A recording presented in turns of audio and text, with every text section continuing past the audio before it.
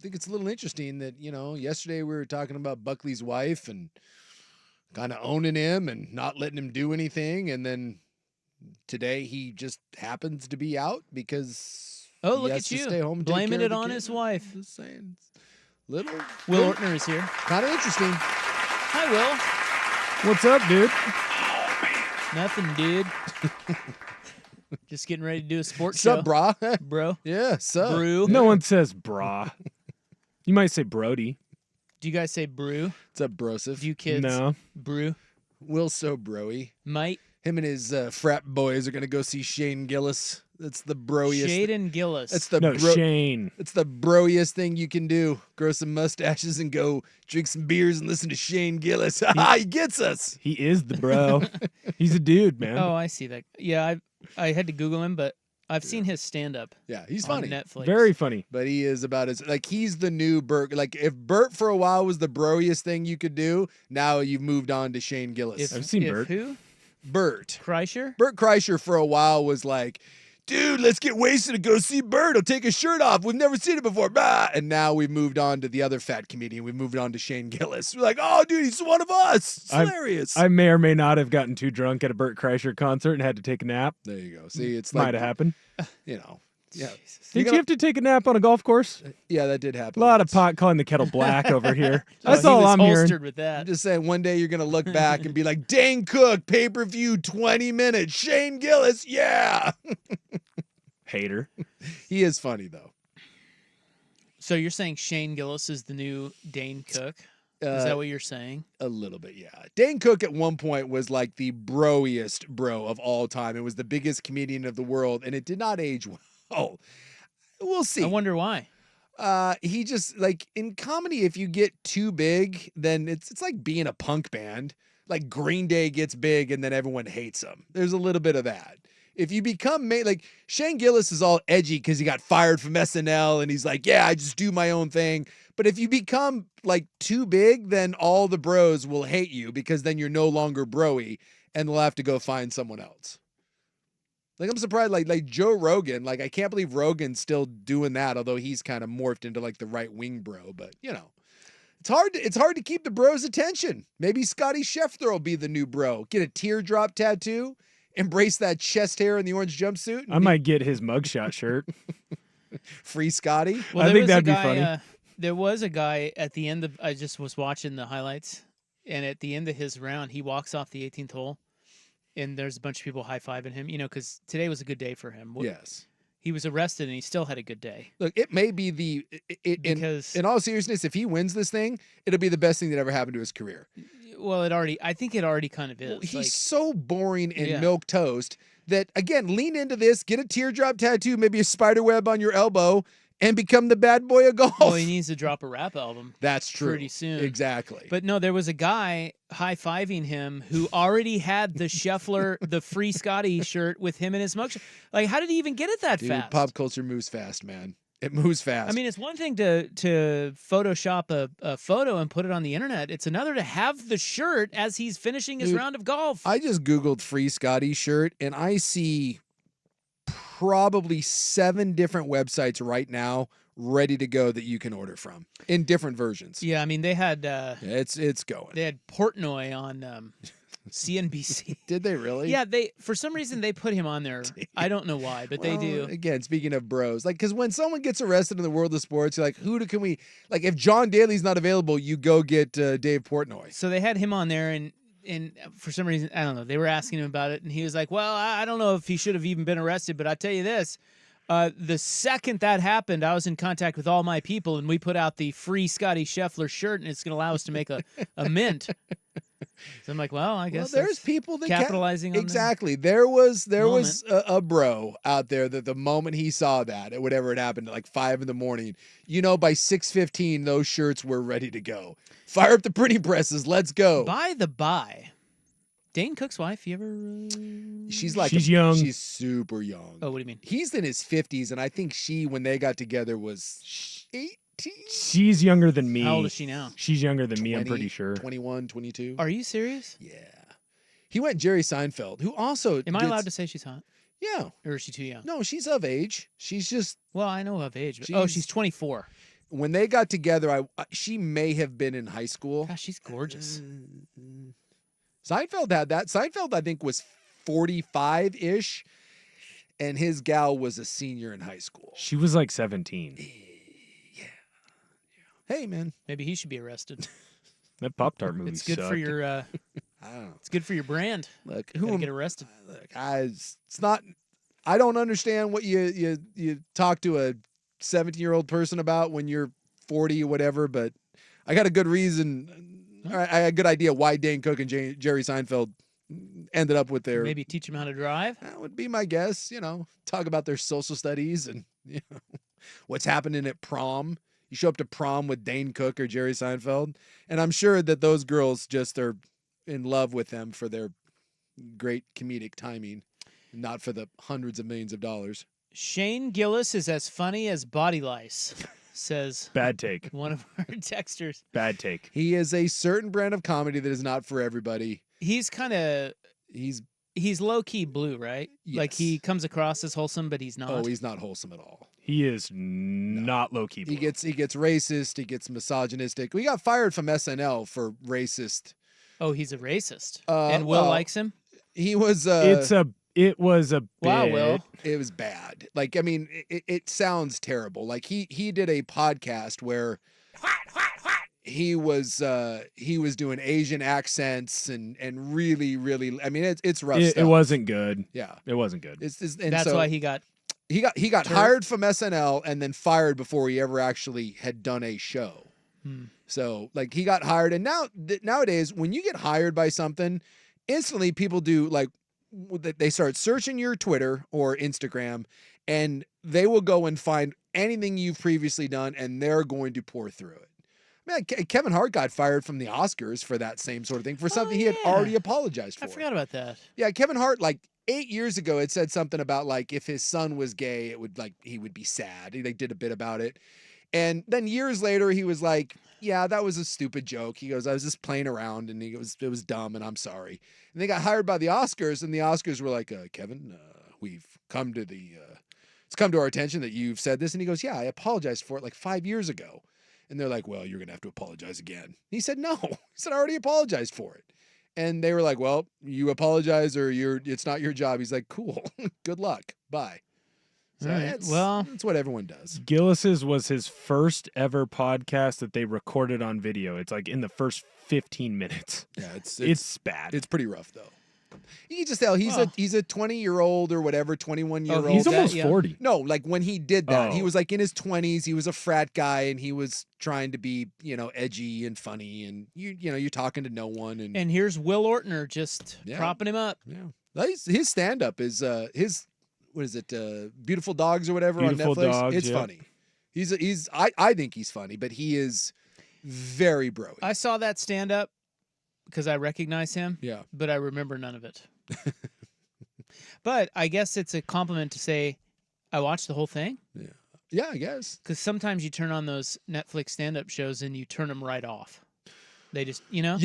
Yeah. Some comic. Yeah, like some it doesn't there are always work. new comics on there, and you're just like, oh, I'll check this person, Yeah. and then you just don't get it. Maybe you just don't jive with them, and you turn it off. Gillis, I watched the whole thing. Yeah. So that's maybe a compliment. Yeah, I like his stuff. He just, I can see that not aging well. How about that?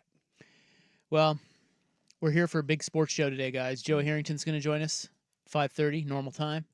Watch out. We're going to ask him because I believe that there are two people that if they were arrested, I would have no idea what they did. Like me. I mean, Not you. under no circumstances. Like you're the easiest one. If you were like, Everyone keeps saying that, and quite frankly, it hurts my feelings. well, you got to wear it. I mean, that's you. Yeah.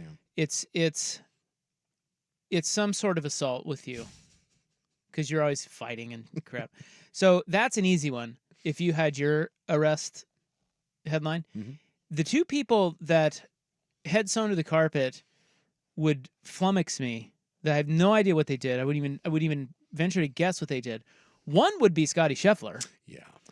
And that's when we all woke up this morning, we saw that Scotty Scheffler was arrested. And I got to tell you, man, I sat there, I was like, dude, what on earth could he have done? And your mind starts racing. And I don't know. Maybe a Dewey? It blew me away. Well, I went to one of two things. My first thought, because we all woke up to a text from a buddy. And like, what the hell? I think mine was like, boy, Scotty Scheffler's having a good morning. And I was like, well, it's too early for him to be on the golf course. I'm like, whoa. My first thought was domestic violence because I always lean towards domestic violence. DV, huh? Yeah. Well, his wife's not even there. See, I didn't know, but they just Home with the baby. They had the kid, and that's just like, I'm like, oh boy. Like when I hear athlete arrest, don't you instantly go to No. there was some sort of no? Not on that one. Not on him. Oh. No, I didn't.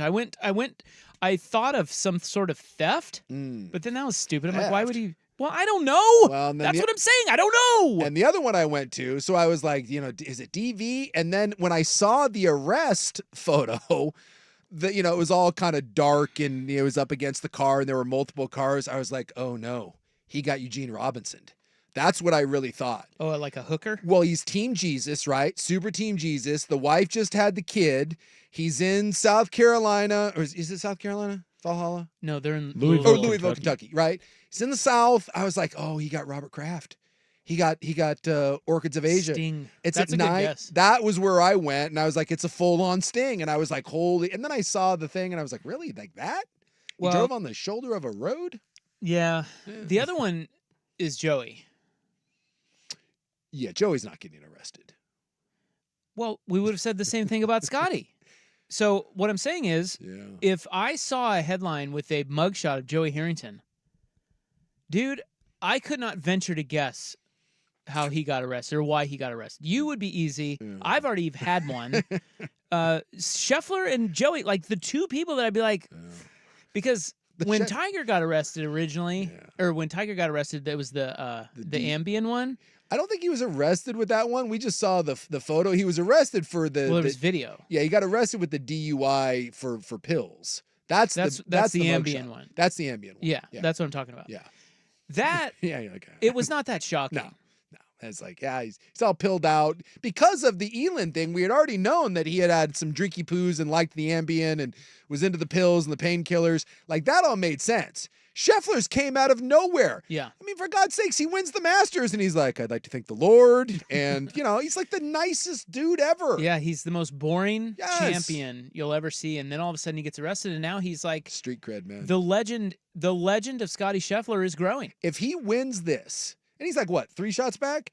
If he wins this, that will be the best thing to ever happen to his career. It may be the best thing to ever happen to a golfer's career. Are you kidding me? This whole thing may be staged by Scheffler's people to get him some street cred. It's possible that it's staged by golf. Oh, yeah, it's got Golf people, just got likes people talking. headlines. They need the. Yeah, Scheffler's a little too boring. Let's get him arrested. Perfect. Someone said my first thought was ball sacked. We got ball. That's true. Like Yeah. it's a fake thing. Like It was not fake. Like Scheffler arrested? No. But again, Dude. Eugene Robinson, think about that. Like Eugene Robinson was the NFL Man of the Year and was as Team Jesus as anyone. And that dude got caught with a hooker like 2 days before the Super Bowl. Yeah, I I remember that. hey, Bear Robbins went before the Super Bowl. Bear Robbins went psycho and went to Mexico and did a bunch of blow and got in a bender and missed the Super Bowl. So we've seen some stuff. It's We just from have, Scheffler. But I think football players, they live life on the edge. Yeah.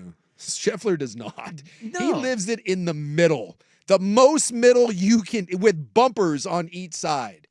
Like, I don't even think he curses. He probably says fiddlesticks. We all Well, know Scotty Scheffler. A lot of people are really upset. He is acting of white privilege. The what? He didn't get out of jail in time to make to his hit round. his tea time. Yeah. That's the definition of white privilege. That is true. We will talk. Are we going to do the Tony Finau wouldn't have been left out? He wouldn't have made it out of prison. Jail. Yeah. I guess, yeah. It's not prison. not it was prison. Jail. No. Well, I don't. That's actually a good question. I don't know. I don't know if it were Tiger. Tiger. Let's talk about it. Let's get into it. Even though we already have. That is the subject of our poll question today. Scotty Scheffler's arrest. Look at us. Golf. Mhm. It makes me happy. Well, not his arrest, but it kind of does. I love that he got out and birdied Yeah. hole one. Yeah. Oh, yeah. Dude, he almost dunked it again. Well, how many of Well, it us was 10, but how many of us have had to roll out and like jog out to the tee box and there's no warm up, no nothing? And I love that he got out of prison. He said he was stretching in prison, goes out jail, and then he goes out and laces one off the tee and then birdies. 65 he shot today. Tasty. Straight out of the clink. One better than yesterday. So what we've learned is jail, not prison, helps your golf game.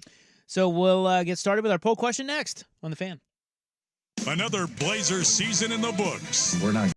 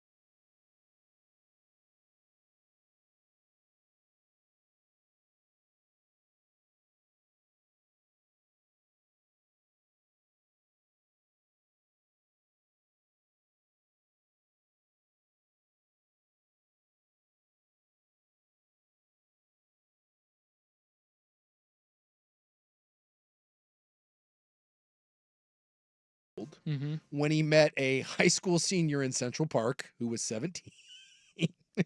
That is now his wife. Boy, that's so weird. I'm not sure. This one's worse. So Dane Cook was in his late 30s, and he hosts, quote, game nights at his LA house and mansion, and a bunch of his friends go. And it is proven that girls as young as 14 actresses have gone to these game nights, and his now wife, who's 24, was 16 or 17 when they first met at the, quote, game night, although they claim that they remained friends until she was of age. And then at 18, they started dating, and here they are 6 years later and are now married. He's 51, she's 24. And She's 2 years younger than me. So we buy that? Dude, you have game nights where 14-year-old actresses are coming and you meet a 16 or 17-year-old, but then you're like, Look at that big ass snake. oh, dude. that's awful. Oh my God. Go right to hell. So you're expecting me to believe that you met a 16 or 17-year-old girl at your house for a game night party, and then you're like, hey, I'm really into her, but you know what? We're just going to be friends for a couple of years. And then as soon as she turns 18, you're like, now. Yeah, they're, Well, I mean, there's Dane Cook and Jerry avoiding Seinfeld. arrest is one incentive. You don't want to go to prison, so you just wait a couple of years. And Boy, just what are you doing hosting That's really odd. game nights with Yeah, 14 to 18-year-old girls I at gotta your tell you, house? as I get older, you learn things as you get older. Will, you'll learn this as you get older. You'll learn that you learn things as you get older. I'm going to take notes.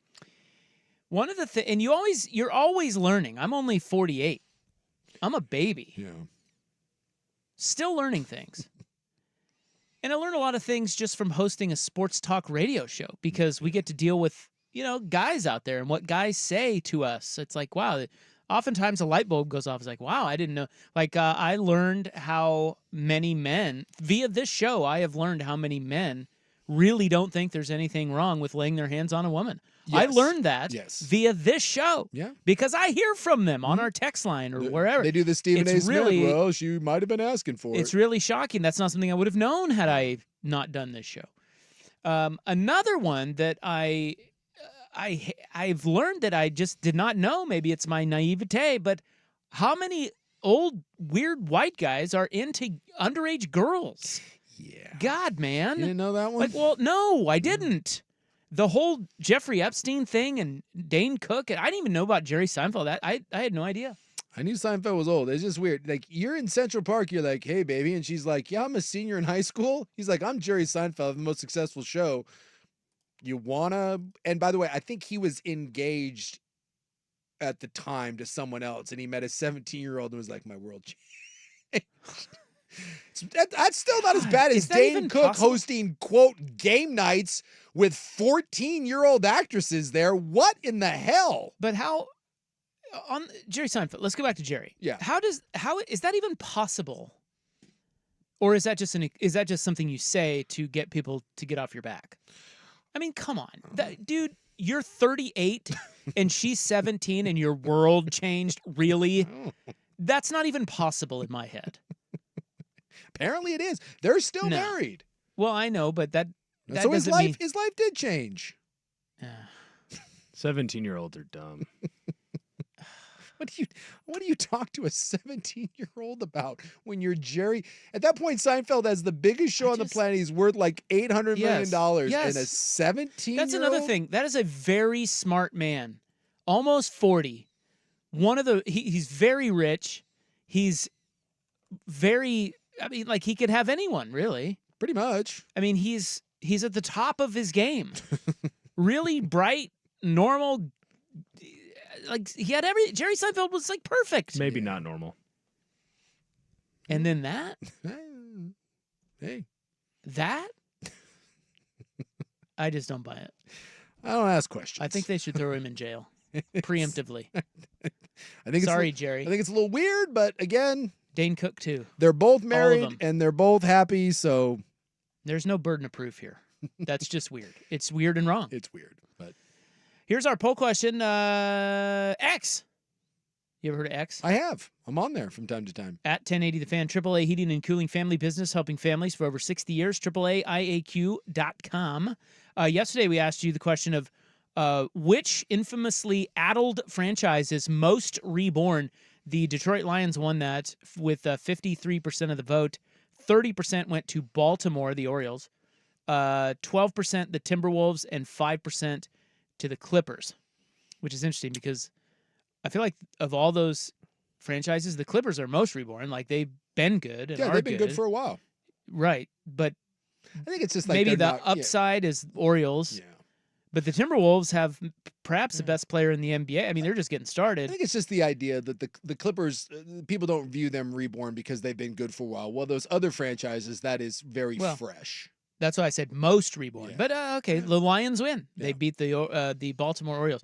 Today's question, and it's a very important one: should Scotty Scheffler have played the widely debated "Do you know who I am" card? 3 options for you: damn straight, just this once, or never ever. You know who inspired that poll question? This is there is a first time for everything. What do you got? Portnoy inspired that. Really? Yeah, because like I said, I saw him on CNBC. Mm-hmm. They had him on there talking about Scheffler. Yeah. And he said, of all of the times that you could play the "Do you know who I am" card, That's probably this might be one of them. He said that. And I thought, you know what? That might be right. I'm going to poll the electorate. And therein lies the inspiration for today's poll question. I would have not believed that there was ever an appropriate time to pull the "Do you know who I am?" But this, if there is one, and I'm not saying there is, but if there is one, when you meet a 17-year-old girl in Central Park and this situation right Wait, here. you ask her, "Do you know who I am?" Do you, I'm you know who kind I of a big deal. I'm Jerry Seinfeld. Like, you want some help with your homework? No, seriously, Scheffler, you got to make that abundantly clear. He didn't. It doesn't sound like it, although the car was marked. And look, Yeah. I think there's some blame on both sides here. Yeah, we got to get into it. But right now, that poll question is pinned to the top of our X account at 1080 The Fan. Vote and vote hard. 44% say never ever use the "Do you know who I am" card. Yeah. 44% say that. 31% said damn straight. Yeah. Like, You play that card. And 25% said just this once. I think you keep the "Do you know who I am" card. Think of it like the break glass in case of emergency. Yeah. That's And that like, would have been it. That's DEFCON 1. Things are going south. You at last ditch resort, and this probably was that situation. All right, when we get back, we will outline how it all went down, at least from what we know so far. You are going to hear from Scotty Scheffler. He has spoken after his round of 65 today, straight from jail to the first tee, and he played well. And then he spoke after the round, so we have some of that audio as well. It is 3:28. Here's Will with SportsCenter.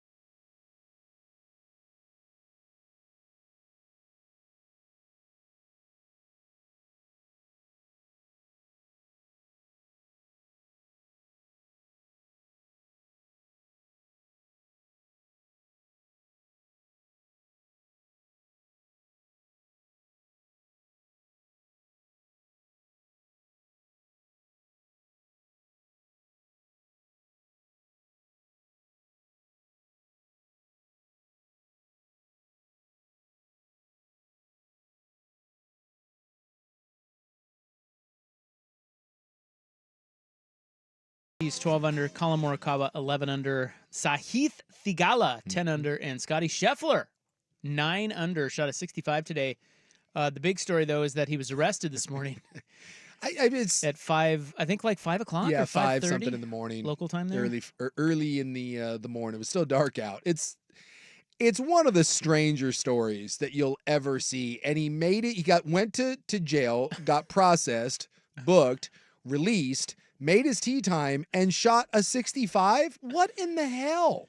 Well, You can't make that up. Yeah, he was stuck in traffic. So what happened was, and it's very tragic, that a vendor at the PGA Championship was struck by a shuttle bus. And that's the crappy part about this, is that we're all focused on this. And dude, someone died, which is why the whole thing started with that. That's why all the traffic and the police were there, is someone died. Yeah, so this guy was struck and killed, and that backed up traffic leading into the entrance to Valhalla. Now, what you should also know, I think it's important to note, that there is video of Will Zalatoris and Cam Young walking into the venue. And what Will Zalatoris said after his round was, he said, I've been griping about this all week. It wasn't just that traffic was backed up because of that accident. He said, this place has been a mess to the point where, in terms of logistics, he said, to the point where I told my parents not even to show up. He said, it's been a real problem. Apparently they've got a huge issue with congestion right there as they all go in there. So anyway, this accident occurs. Scotty Scheffler is driving. He is almost to the entrance. Yeah, I don't know if people realize this, but at these events, they give the players cars that are marked.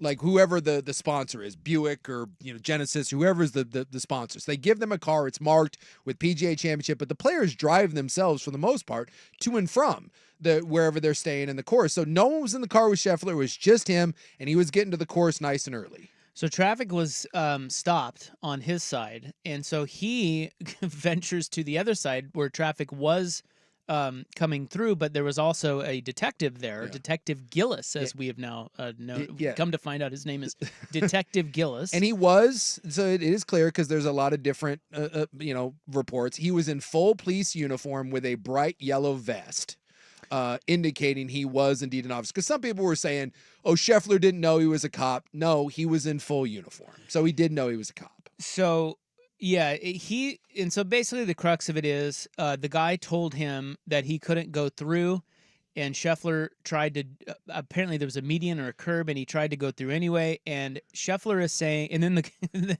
Detective Gillis grabs onto his car, Scheffler turns into Valhalla, stops, and the guy had, he tore his $80 pants. They're irreparable. I kid you not. In Detective Gillis's report, he says that his pants valued at $80 are damaged beyond repair. That's in a police report. Yeah, I'll read you that in a second. But anyway, this is where it gets a little hairy. And Jeff Darlington of ESPN happened to be standing right there, and he saw this whole thing. Yeah, he was in the car behind Scheffler. He has outlined all of it. He said he was standing by the front. I don't think he was in a car behind him. Yeah, he said he was standing. Well, he was in the car behind Scheffler, and then he got out. But yeah, he didn't know that it was Scheffler. He just saw the whole thing, and then he's like, "Oh my God!" And then at one point, while Scheffler's being arrested, he turns to Darlington and says, "Can you help me?" Yeah, because he realizes who it is. Yeah, so it got the cop reaches into the car to open the door, grabs Scotty's arm, pulls him out of there, and arrests him.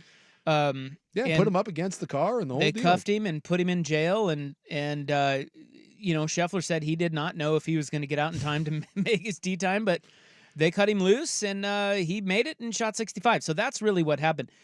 What Scheffler is saying is that he said it was a complete miscommunication and a misunderstanding about what the cop told him to do. Yeah, because we don't know if that's true or not. Well, supposedly, again, there's so much information going on around this. The one that I heard that Scheffler seems to be leaning into is that even with the kerfuffle, they were saying that the players had some sort of badge on the car and they could get waved through. Yeah. And he's claiming that someone told him, you can just go through and flash this and they will let you through even in the traffic. The cop story is he told Scheffler, no, you're not doing that. He didn't know who he was, and that Scheffler went ahead anyways. My guess is the truth lies somewhere in between these two things. Well, I think one of the areas where there seems to be a misunderstanding is that Scheffler did not know that guy was not your typical traffic. See, I find that hard to believe. Traffic cop. He's saying that he didn't, and then the detective didn't know that was Scotty Scheffler, and maybe the detective didn't know of because he's not normally there. He was there because of the death. Yes. So he didn't really know of the protocol with players trying to get into Valhalla. Although I would imagine he should know about that. It's Valhalla, and it's hosting the PGA Championship. At any rate, here are some clips. So Scotty got off the golf course, and he did talk about it, and here's what he said. I feel like my head's still spinning. I can't really explain what happened this morning. I did spend some time stretching in a jail cell. That was a first for me. That was part of my warm-up. I was just sitting there waiting, and, I started going through my warm-up. I felt like there was a chance I may be able to still come out here and play, and so I started going through my routine. I tried to get my heart rate down as much as I could today, but like I said, I still feel like my head's spinning a little bit, but I was fortunate to be able to make it back out and play some golf today. Do you think the other guys in there were like getting putting tips and stuff before he got? Well, he did say in there that he was hoping he could make his tee time, so he said he started to go through his stretching routine. Yeah, in the cell. That's what he just said. Yeah, that was the clip we just played. And here he says he saw himself on ESPN in jail. I didn't really know. I was just so confused at what was happening at the time that, I didn't know what time it was. I didn't know what was going on. But when I was sitting in like the holding cell or whatever, there was a TV there, and I could see myself on the TV on ESPN, and it was Get Up was on, and so in the corner it showed the time, and it said they were delayed, and I was kind of thinking about my tee time. I was like, well, maybe I could be able to get out. The officers downstairs had. They were discussing how long it was going to take me to get released. Obviously you have to go through all the due process and everything. And, I was able to kind of see a bit of the TV, and, then I laid down, and then I started to stretch a little bit once I got my heart rate down a little bit. This is just, so I've read so many different reports. I've listened to Darlington's, who was right there and saw, from his point of view, what happened. My guess is it went something like this. Detective gets called out because there's a death. And my guess is that when there is a investigation involving a dead body, that cop's probably not in the best mood, right? He gets called out early in the morning and there's someone that's dead. He's probably pissed. It's rainy. It's dark. He doesn't want to be up at 5 a.m. Maybe, by the way, this cop is just a red ass to begin with. And I promise you that Scheffler was not just like, oh, I didn't know. Scheffler was annoyed because he was sitting in traffic. Scheffler was annoyed because it was affecting his ability to get to the course. He probably was annoyed that the cop told him that he couldn't go around this mess. And Scheffler probably was like, dude, I need to get around. I was told I could get around. I'm just going to do this. And then the cop obviously got super pissed that he wasn't obeying his orders. But Scheffler's trying to pull I was very cooperative. I had no idea what was going on. It was dark. Can we just all grow up a little bit? And we've all been in that situation where we're late, we're annoyed, we don't want to deal with this, we're being told no. There's a sense of entitlement, and he tries to go around, and then the cop overreacted. Scheffler probably handled it very poor at the beginning, and my guess is the cop handled it very poorly once Scheffler tried to go up onto the shoulder. Yeah, I don't know. I don't know what happened. It's really hard to say, although I would say that teed up cop versus low key golfer is an otherworldly matchup. I have no idea how to handicap that. Yeah. I really don't see Scotty Scheffler being the type to resist arrest and then drive off with a cop hanging from his car. Well, that's at the same time from the car. Well, that's what they said. At the same time, I don't know. Maybe there'll be video of it that will emerge. Who knows? I would imagine that all of this gets.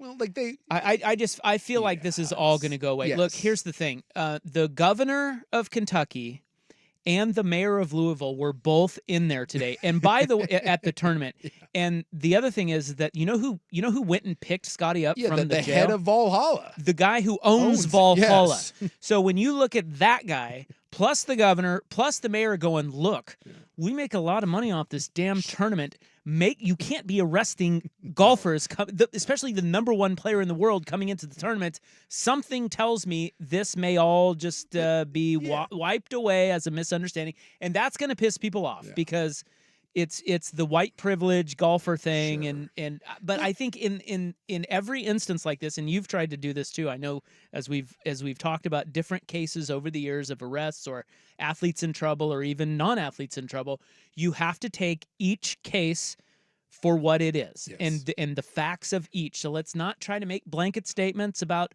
race or anything else. In this instance, just my opinion, I think this is all going to go away. And I think Scotty saying, hey, this is all a giant misunderstanding, I think he's more right. It seems to me that cop was in a bad mood and a little pissed off, and he said the wrong thing to him. And before you know it, he's thrown behind bars and he doesn't know what the hell happened. Calmer head should have prevailed, right?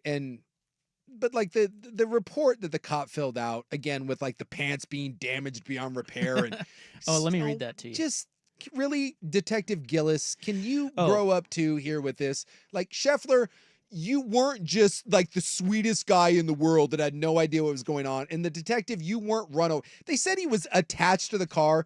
Dude, every report says that he was banging on the window and that the car went 10 feet. You know how long it takes a car to go 10 feet? He was going 1 mile an hour. Let's not act like it was the Dukes of Hazzard and the cop was drugged behind. The cop was probably banging on his window. Scheffler went 10 feet. The cop stumbled, fell, skinned his knee, and then got up and was beyond pissed at that point. And once the cop gets knocked down, I don't care who that was, that guy was going to arrest him because Detective Gillis didn't want to be there in the first place, and he was pissed off and probably embarrassed that he fell down and skinned his knee. So the 4 charges are assault in the 2nd degree of a police officer, criminal mischief 3rd degree, reckless driving, and disregard signals from officers directing traffic. That first charge is a felony, and one attorney I saw was quoted today saying it's really unusual for them to release somebody who has assaulted a police officer. Yes. Right? Like if that charge right there. Yeah, you're going in for a while. Yeah, they're not just going to let you go. So that they thought that was weird. That it's like, okay, they charged him with that, but then they let him go an hour later. Yeah. So that someone got a hold and was like, dude. Well, that just tells you that that's not going to stick. No. And then the other thing too is, I mean, did we really need a mug shot put out there? Good grief. Here's what street cred, baby, street cred. Here's what the police report, what was in the police report. It says, Detective Gillis was directing traffic into Gate 1 of the Valhalla Golf Course due to the road being closed in both directions from an earlier fatal collision. Listed subject was driving eastbound to gain access to the course. Subject pulled into the westbound lanes where southbound traffic was flowing and to avoid... where outbound traffic was flowing. That makes more sense. Yeah. And to avoid backed up traffic. Detective Gillis was in the middle of the westbound lanes in full LMPD uniform and a high visibility yellow reflective rain jacket. Detective Gillis stopped subject and attempted to give instructions. Subject refused to comply and accelerated forward, dragging Detective Gillis to the ground. Detective Gillis suffered pain, swelling, and abrasions to his left wrist and knee. He was transported to the hospital for further medical treatment by emergency medical personnel. Detective Gillis' uniform pants, valued at approximately $80, were damaged beyond repair. You can't fix those. Who's going to make these pants right? Again, can we just tone down the rhetoric here and like drug him to the ground? This is where I said both sides. Like Scheffler, I guarantee Scheffler was an ass. I guarantee he was like, dude, I need to get to my tee time. That it said I could do this. I'm going to go. And once that cop felt like he was not being respected, you will respect my authority. He went all John Wayne, got a little Johnny Cash in his blood. And there you go. And haven't we all had a run-in with authority where we get a little mouthy? Well, I'll tell you what. I told you the story before where I ran into high T cop. Yeah. Pissed off cop. Yeah. Dude, I did exactly as that man said. Yes. And I mean exactly. And this is where he came back and thanked me. Yeah. That's what I'm just saying. Hey, Scotty, I understand that you're annoyed and that you got to get to your tee time and golf is very important to you. But when you've got a guy with a badge and a gun and he tells you no, you might want to say no. like or accept the fact that he's telling you no, and you might try to work out another way other than I was confused and I decided to do what I want to do. So here's one more clip of Scotty after the round. Yeah, first of all, my sympathies go out to the family, Mr. Mills. I can't imagine what they're going through this morning. One day he's heading to the golf course to watch a tournament, and a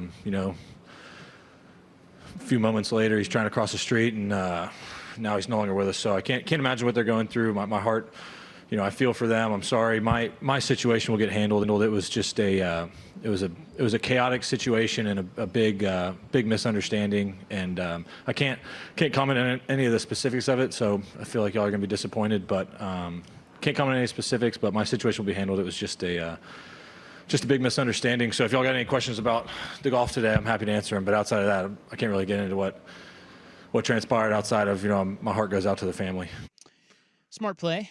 Yeah. Make sure you note, and he did in his statement too. You got to remember someone died. Exactly. But also, my stuff will get handled. That's going to rub some people the wrong way. Sure. As well. Well, this already is going to rub people the wrong way, and He's like, yeah, this is going to go away because I'm going to make it go away. I said at the beginning, like I was talking to a buddy of mine, when you encounter an officer of the law, the first thing you have to do is to decide what cop you're dealing with. You dealing with surf cop? Are you dealing with a guy that was going to be a postal worker and ended up being a cop? Are you dealing with Captain America? Are you dealing with the ex-military guy? Like, you got to figure that out immediately, because if you don't, you can find yourself in a bad situation. I've told this story 100 times. Someone here may have talked themselves into a $300 jaywalking ticket, and I earned every one of those dollars because I dealt with a Captain America cop, and I didn't like it.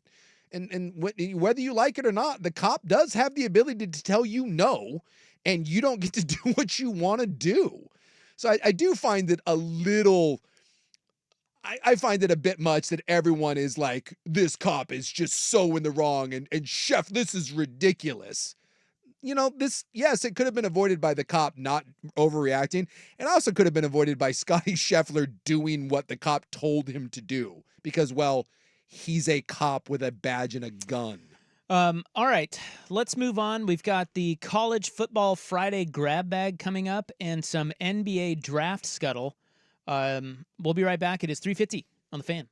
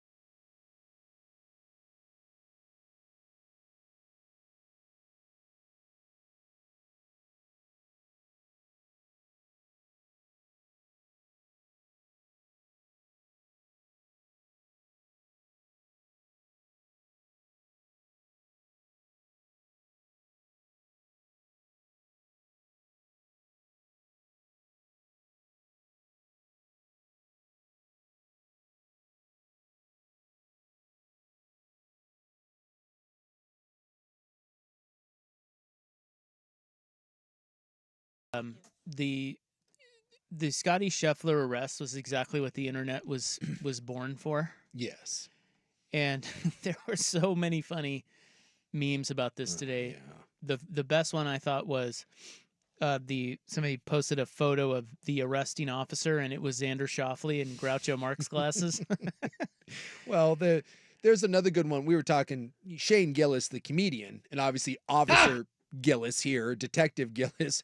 There's a sketch where Shane Gillis is like in a bathrobe holding a gun, like sleepwalking, and there was a lot of those going out. Footage of Detective Gillis arresting Scotty Scheffler. There were some great mug shots of Scheffler with teardrop tattoos and like the Bandanas. backwards bandanas. There was another good one where all the cops, how sometimes they all stand by the table and spread out the evidence, the drugs and the money and everything and the guns. They did that, but on the table were golf gloves and balls and tees and golf clubs. Look, That's good stuff. I think it's important to remember, someone died, and this situation, like the cop's not injured. Some pants Scotty, write a check for the $80 pants, apologize to the cop say, lighten up, Francis. And next time, Scotty, just call someone. Like as much as this all could have been avoided with Scotty Scheffler being like, no, seriously, dude, I'm allowed to go in that way. I'm the #1 golfer in the world. I'm playing there. And the cop being like, yeah, I don't care. And Scotty Scheffler calling someone from Valhalla being like, no, dude, let that guy in. That thing could have been solved in 3 or 4 minutes as opposed to 3 hours because you decided to drive around what you thought was a security guard. And for those asking, Scheffler was driving and he was by himself. The Zalatoris Cam Young thing, they were probably being driven, I would imagine, which is why they just hopped out and walked. Zalatoris said he walked 2 miles to get into the they said the traffic was backed up so bad because of the traffic was bad anyways getting in, and then the death. And they said that there was a bus, one of the buses that was like the one that hit the guy, the worker that died. They said there was a bus that was unmanned. They didn't know where the bus driver was, and it was blocking the entrance. So they were trying to figure out to get someone in to get the bus moved, and that was causing the big backup where, a couple golfers were like, dude, I'm not doing this. I can just get out and walk. But Scheffler driving himself couldn't and he was close. Yeah. He could see the entrance. Well, he's America's new favorite golfer because, the legend of Scotty Scheffler has grown more from this than winning any golf tournament. He's instantly the fan favorite out there. Everybody's going crazy for him now. Yeah. And hopefully he makes, he leans into it and makes orange his Sunday color. Oh, God, that would be so awesome. Wouldn't that be great? If he did the Sunday instead of Sunday red. Yeah. Because he's a Nike guy, right? Yeah, but he went to Texas, too. Yeah, dude, just lean into the Sunday orange, man. Just full on Ricky Fowler, full orange. His caddy can wear a Masters jumper, but in orange or maybe the Hamburglar stripes. Just lean into it, man. It's the first thing you've done in years that shows any sort of personality. Go for it. And if he hits one into the trees this weekend, do you think the broadcasts will have the balls to make jail jokes? I think you would, if not for the death. The fact that it all started because someone died puts golf a little stuffy. They're not going to make jokes about it. Well, but this is Jace, an elite list of major champions who have been arrested. Oh, well, Daly. For certain. John Daly. And by the way, if you woke up today and said someone at the PGA Championship was arrested, it's even money that it's John Daly. Oh my God, totally. Like if I asked you last night, let's rewind to last night's show. It's 6:45 or whatever, our last segment of the show, okay? You and I. Yeah. Sitting here talking. And we're just wrapping it up. And I tell you, hey Sook, you're gonna wake up to the most shocking sports arrest of all time. Maybe not of all time, but probably of all time. Yeah. Possibly of all time. Who would you think that would be? It wouldn't take me long to get to Scotty Scheffler because I knew, obviously, with the PGA going on, I'd be like, all right, well.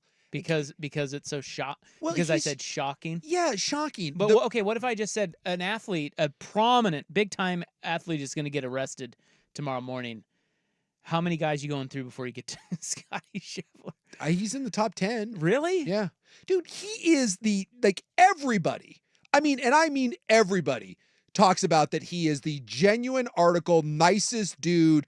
Like, all he does. Well, I know that. Why would you think he'd be arrested then? I wouldn't. Like, I thought you said. No, I'm saying. Oh, who would? Sorry, I Yes. had it backwards. I thought you were saying who would be arrested. Who would you get? I'm just telling you at the end of the show, hey, you're going to wake up to a prominent sports figure being arrested. Tyreek Hill. How many people? You would have guessed Tyreek Hill? Tyreek That's Hill's a good number one. guess. We could have been here till next PGA championship before I ever got to Scotty Scheffler. So John Daly's been arrested. Yes. Major champion. Of course, Tiger Woods, major champion. Scotty Scheffler, major champion. And I thought of one other one. There may be more, but I couldn't think of any more. Do you know the other one? May still be in prison. May still be in prison? Major champion. Really? Yes. Multiple time major champion. No, I don't. Angel Cabrera. Oh. Remember that? I do remember that. Yeah, he went to. He might be out by now, but I completely forgot about dude, that. he got thrown in the slammer. Was he money laundering? No, his was. Let me just stand by. Hold on. Just stand by.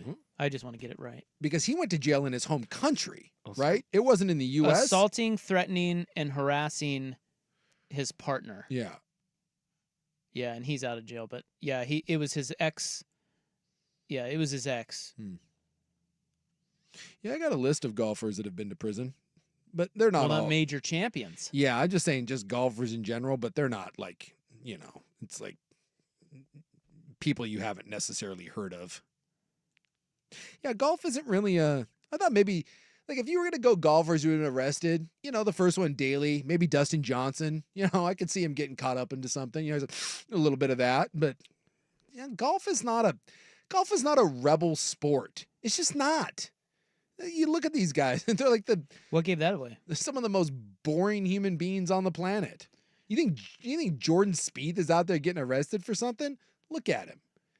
It's like if Jay Leno was a golfer. Phil, I guess, maybe. Money laundering? Yeah, I could see Phil getting caught up in a financial crime. Let's be honest. He did. Well, that's true. Well, like insider trading, right? Gambling scheme, and let's be honest. If his Phil, was insider trading. Yeah, if Phil got caught with a lady of that's the one. Like, if Phil got caught with a lady of the evening, would you be shocked? Phil? No, probably not. I'd be like, yeah, it's about right. Well, I don't think any of these guys I'd really be shocked. Like that would be my first maybe. Well, that was kind of my thought. I just go to that. I either go domestic violence or you got caught with a pro. One of those. Scheffler ripping off some Titleist from the pro shop. Stealing some wedges. What? It's just such a weird rando story. It's great. Well, this tournament. Then he's like 3 shots back of the lead. I tell you what, man, this tournament right now, not boring. No. It's setting up to be an all-timer. Dude, it's the best thing that happened to the PGA Championship in years was him getting stuffed. All right, college football Friday grab bag is coming up next. Before In the News, it is 4:03 on the Fan.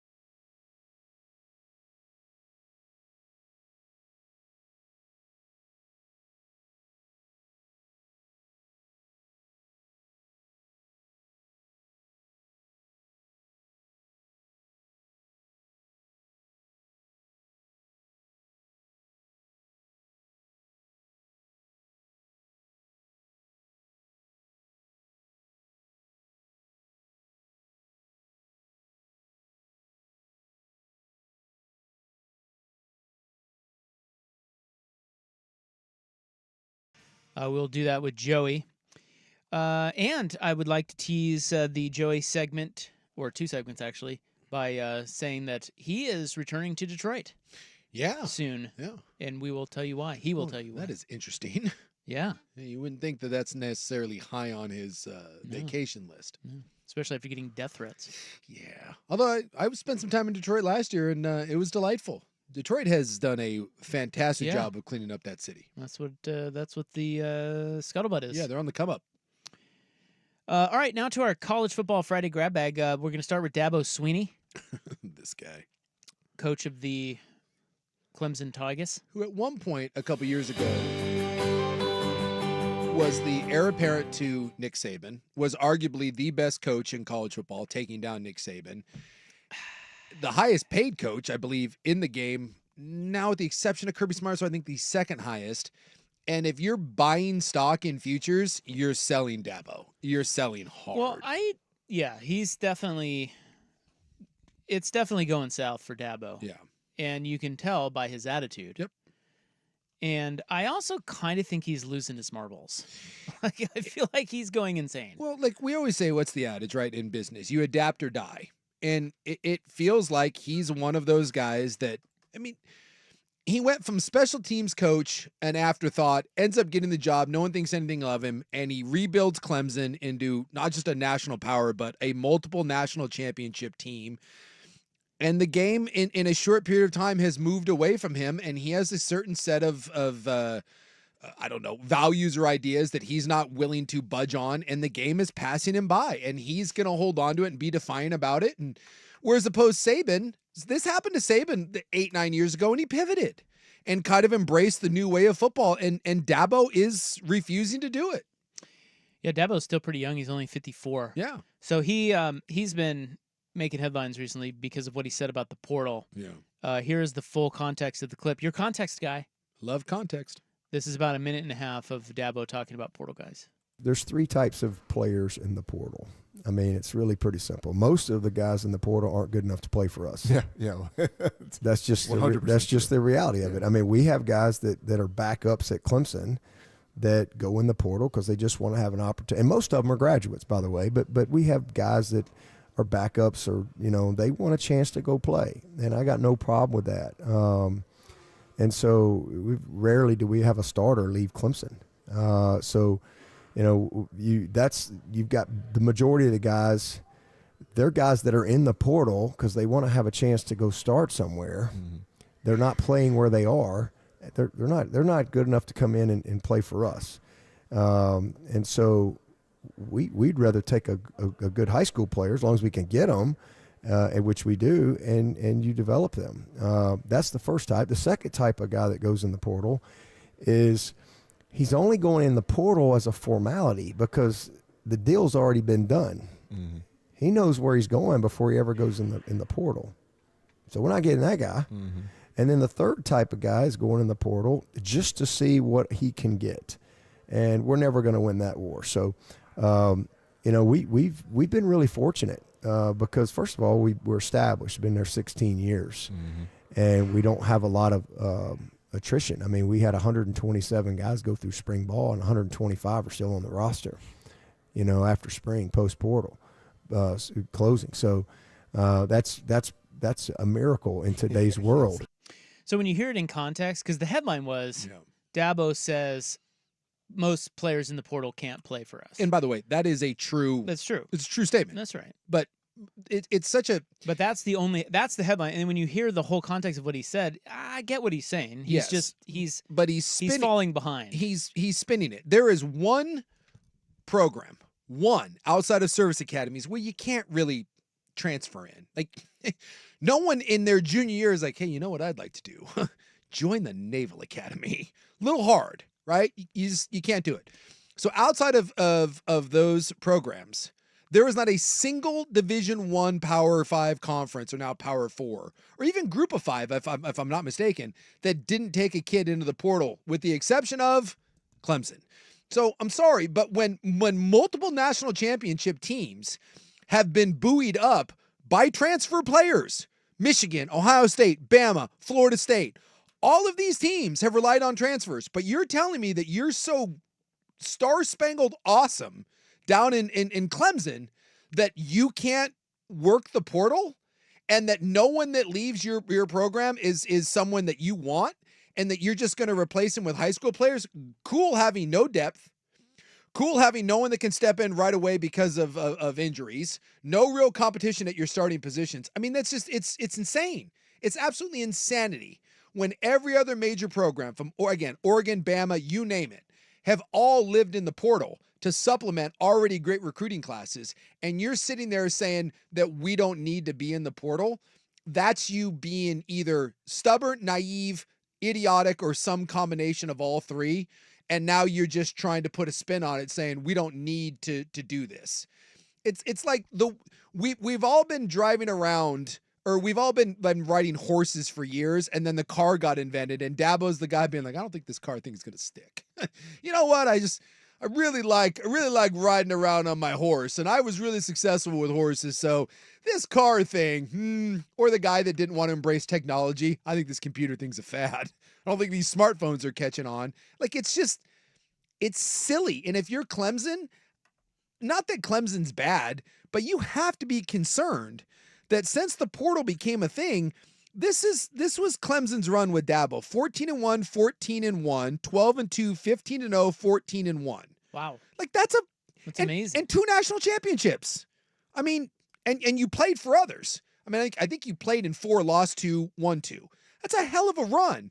And since then, 10-2, 10-3, 11-3, 9-4. Those aren't bad seasons, but they're not 15-0. They're not 14-1. Well, their offense is dreadful. It's dreadful. Oh, and by the way, you lost your coordinators that went somewhere else. You lost Venables. You lost Chad Morris, right? So you lost this great staff that you had, and you just don't have the horses quite like you used to. And so the difference between being 10-2, 10-3, 9-4, and 14-1, could you make the argument that it's 2 or 3 players at key positions? Maybe you get those key players via the transfer portal. I mean, look at it this year. Well, look at it. Well, okay, go ahead. Sorry. Well, think about it. Like, who's the top? What's the preseason top 25 this year? You want me to rattle off all 25? Or give me the top 5. It's Georgia. I think it's Georgia, Bama, Oregon, Ohio State, and Texas. So, Texas's starting quarterback is from the transfer portal. Mm-hmm. Oregon's quarterback is from the transfer portal. Both of them. I don't know if I think Beck may have been a high school kid. Ohio State's quarterback is from the transfer portal. Like, are we seeing a? Well, yeah, I was about to say that. Look at it through the prism of Oregon. Think about some of the holes on Oregon's roster. Yeah. And how they've been filled. Through the portal. That makes you that much higher about the season. Yeah. You know, it's like didn't have that before. No. But now, yeah, that's the way to plug holes and stay on top. I don't know. Do you think he lasts, Dabo? I think he's a sinking ship. So is that a no? Yeah. Last. Give me 4 years, 3 years? I don't think he will be the coach in 5 years. Yeah, he'll be out of there. Because unfortunately, he's going to be a victim of his standards. And when your standards are this, and you playing for and winning national championships, and you're in a conference right now that is falling behind a little bit, and we'll see if maybe they can get out of it, but they're in a conference that's fallen behind. The revenue has fallen behind. You have not wanted to embrace the modernization of college football. You don't love paying players. You've made that abundantly clear. You hate the transfer portal. Your recruiting classes aren't what they were. And when's the last time Clemson really had, like, a guy that you looked at and said, oh my God, that's the best player in the country at his position? There's just a small little fall off. And when the standard is winning national championships and you have that 10 to 15% reduction, I think, think about it. If he has 3 more years where it is between 10-3 and 9-4, let's say that's the new standard. In 3 years, and you've now stacked 6 years in a row where your best season was 11-3 and losing in the Orange Bowl, you're going to be gone. You're making, what, $11 million?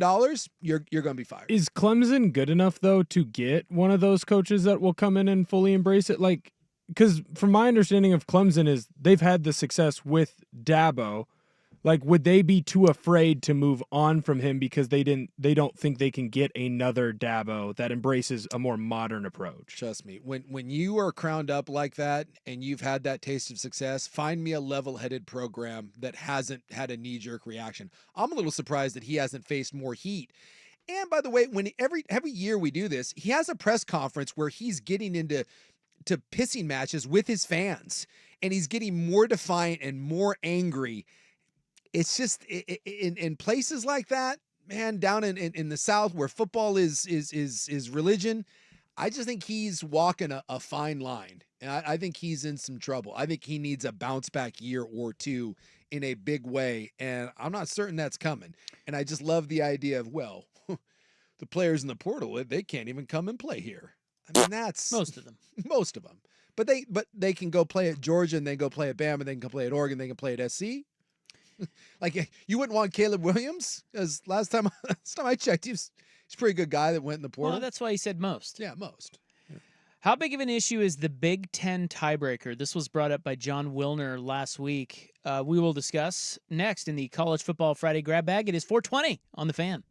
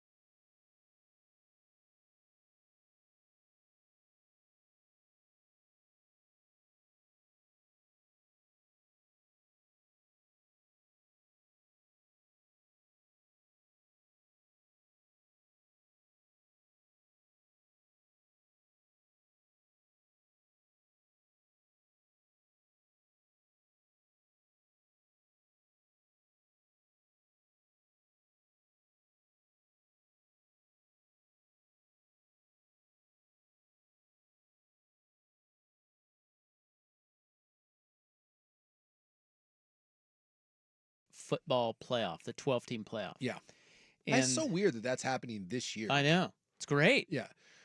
It's gonna be weird when you have a team lose its second or even third game and you're like, well, they're still in the playoff. Yeah. They're still in. Yeah. Well, yeah. I mean, I think it's going to be awesome. Yeah. A 12-team playoff. But a couple of things that came up. One, when they were simulating the college football playoff, the powers that be trying to get ready for all the scenarios and everything, Sure. they simulated based on new conference affiliation. Mhm. And since those top 4 conference champions get buys, schools like Arizona winning the Big 12 Mhm. or Utah winning the Big 12 would get a bye over schools like, for example, last year, Georgia not winning the SEC. Huh. So that is going to be a thing, and people are going to be pissed off about it because the Big 12 champion, whoever that is, if it's Kansas, they get a bye. They get a bye. And we all know, typically, in a typical year, the Big 12 champion, even though they win the league, is not one of the top. Sure.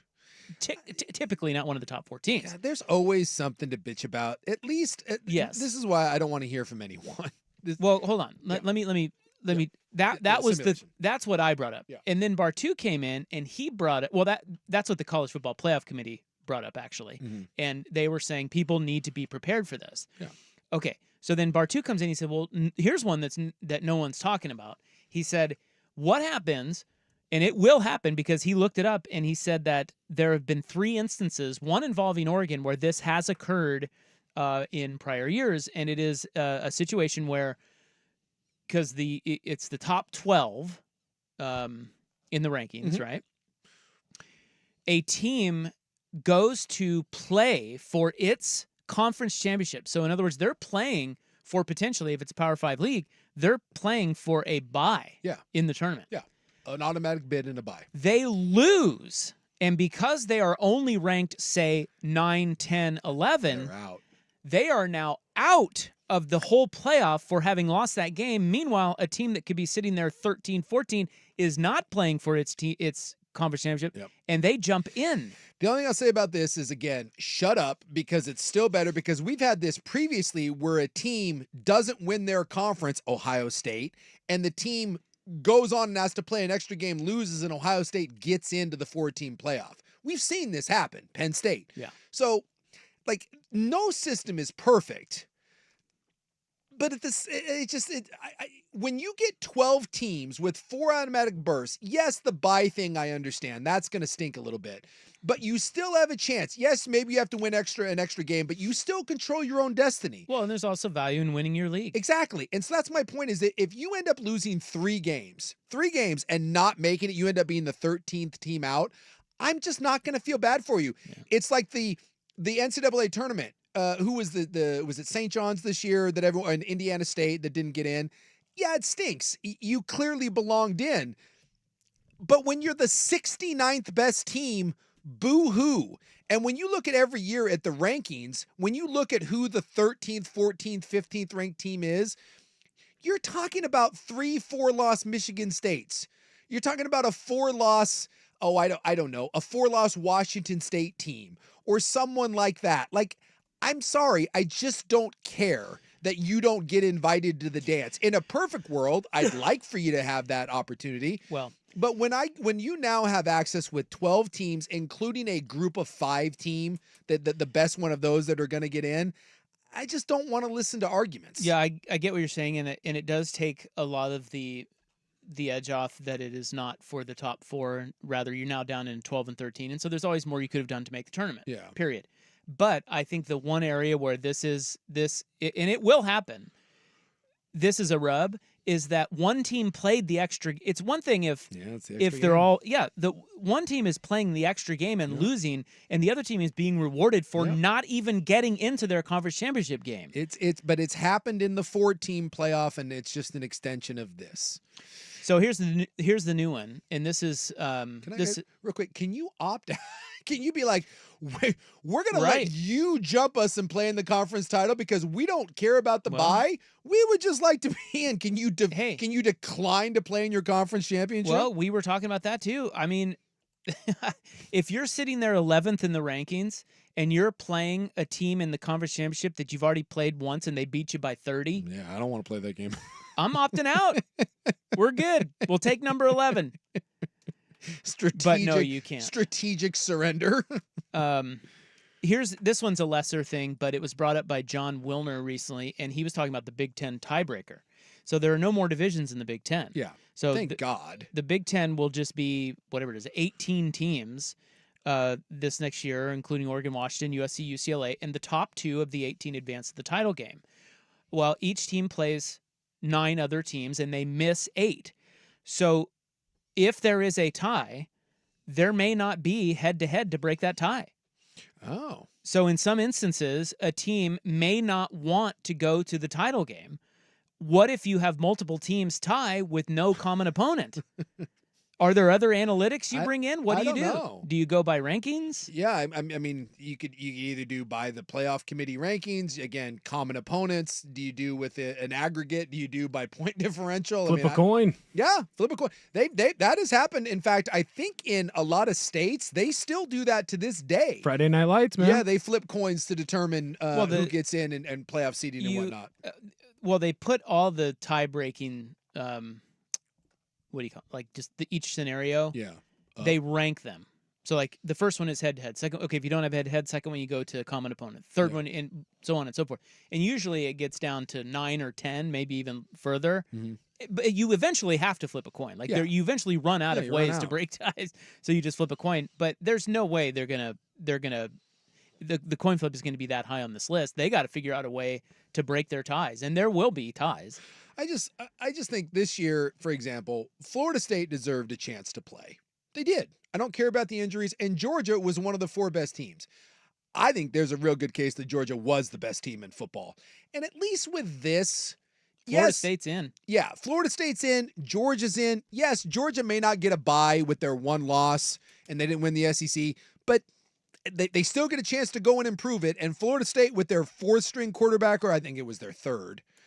But, they get a chance to play.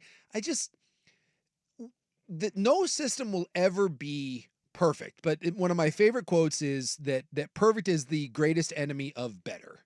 And this is better. This is so much better. Well, it is, better. But that's not answering there's still things that need to be worked out. You need to you need to do this right. You need to have a good tiebreaker. But here's the thing. We may need to get to the point where there is someone gets screwed, unfortunately, for us to, and this happens all the time in sports. We don't address a problem until there is a glaring problem, right? The New Orleans pass interference thing. Now that rule didn't stick, but after that, I remember that the Saints Rams pass interference thing. We're like, yeah, we need to have that, reviewed. T.O. breaks his leg on the horse collar tackle, and we're like, all right, well, hell, we got to do this. Buster Posey gets run over, and all of a sudden, like, well, we can't have catcher collisions. Sometimes it takes something really bad, and maybe a team really getting screwed over here or being some big controversy, then we can go back. Well, if I'm an Oregon fan, I want them to get the tiebreaker scenarios right. Like it needs to be a strong tiebreaker scenario. Yeah, it's a weird. And I don't know how you would do that. I don't know. There's gonna be some weird, and maybe it doesn't come up for a number of years. It may not come up. Come up right away. But that's why I'm saying that. Once it does come up, then we can all freak out. We can all yell about it, and then we'll come back and come up with some cool rules. What if they incentivize them with fewest punts? I like it. We break the tie with whoever punted the fewest times. Most punts. We call it the Iowa rule. Iowa's going every time. We go with your punt average. We need the most obscure statistic you can find. If it's fewest punts, then nobody would punt all season. They just go for it over and over. Then what would Iowa do? I don't like. What would they do? I don't like that rule. I don't like that rule. All right. Well, we got to run. That's all we have time for in our College Football Friday grab bag. Coming up next, it is time for In the News. The Oregon State Fair Concert Series lineup is out.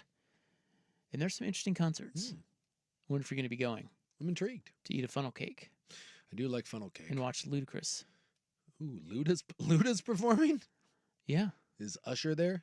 Are we making it go clap? Nope.